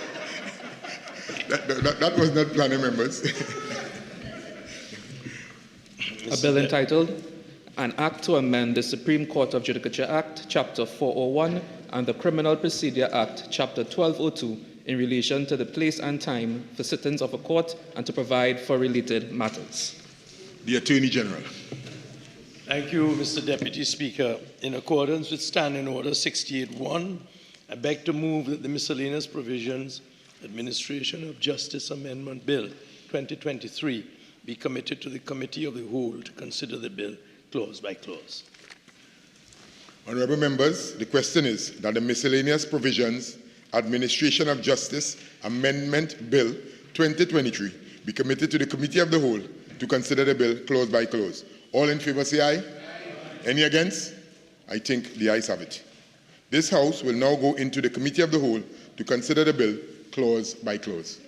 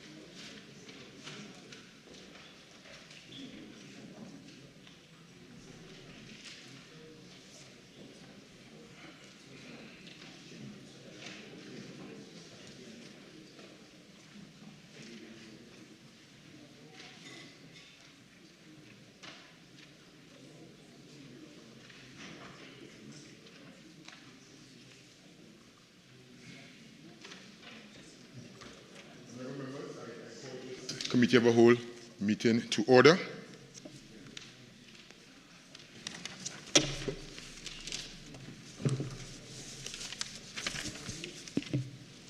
Clauses 1 to 3.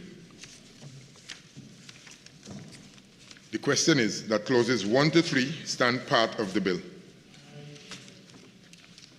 The question is that clauses 1 to 3 now stand part of the bill. Those in favour say aye. Aye. Any against? I think the ayes have it. Clauses 1 to 3 now stand part of the bill. Clause 4.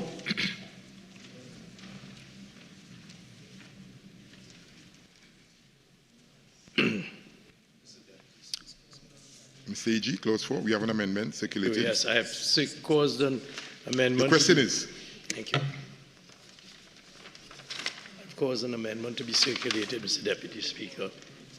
It is simply to delete the words section 4 and 5 from clause 4C, substitute the word section 4, and to delete the word 5 where and substitute the words 4 where. And as I sought to explain in my wind-up, it is to take care of an erroneous number in the bill that is before the Parliament.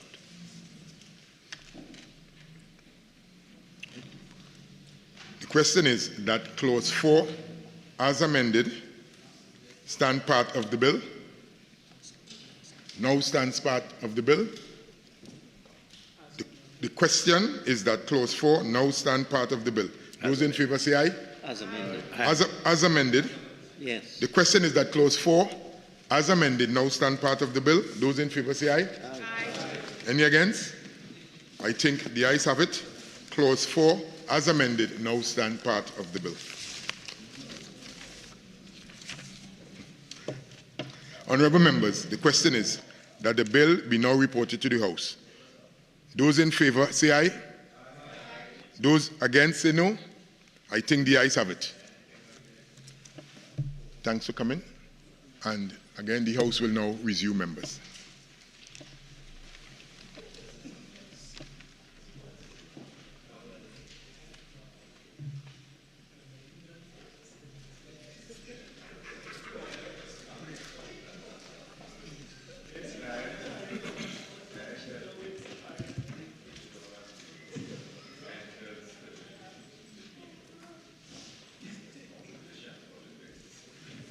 This House will now resume, and I'll call on the Attorney General. Thank you, Mr. Deputy Speaker. I wish to report that the Miscellaneous Provisions Administration of Justice Amendment Bill 2023 was considered in Committee of the Whole and approved with amendments. I now beg to move that the House agree with the committee's report. Honourable members, the question is that this House agree with the committee's report on the Miscellaneous Provisions Administration of Justice Amendment Bill 2023. All in favour say aye. Aye. Any against? I think the ayes have it. Attorney General. Mr. Deputy Speaker, I beg to move that a bill entitled An Act to Amend the Supreme Court of Judicature Act, Chapter 4, Number 1, and the Criminal Procedure Act, Chapter 12, Number 2, in relation to the place and time for sittings of a court and to provide for related matters, be now read a third time and passed.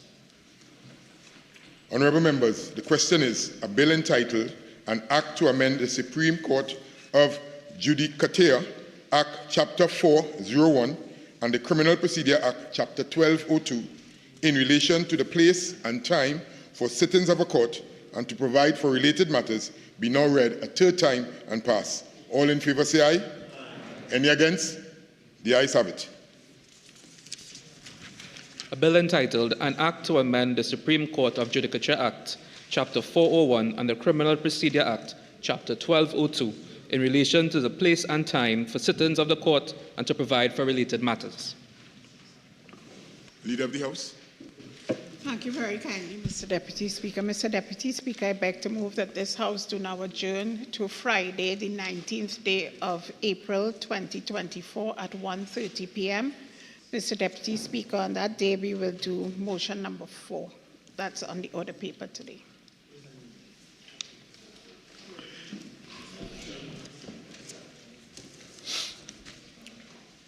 Honourable members, the question is that this House do now adjourn to Friday, 19 April 2024 at 1:30 p.m. All in favour say aye. All in favour say aye. Any against? I think the ayes have it. This House now stands adjourned to Friday, 19 April 2024 at 1:30 p.m.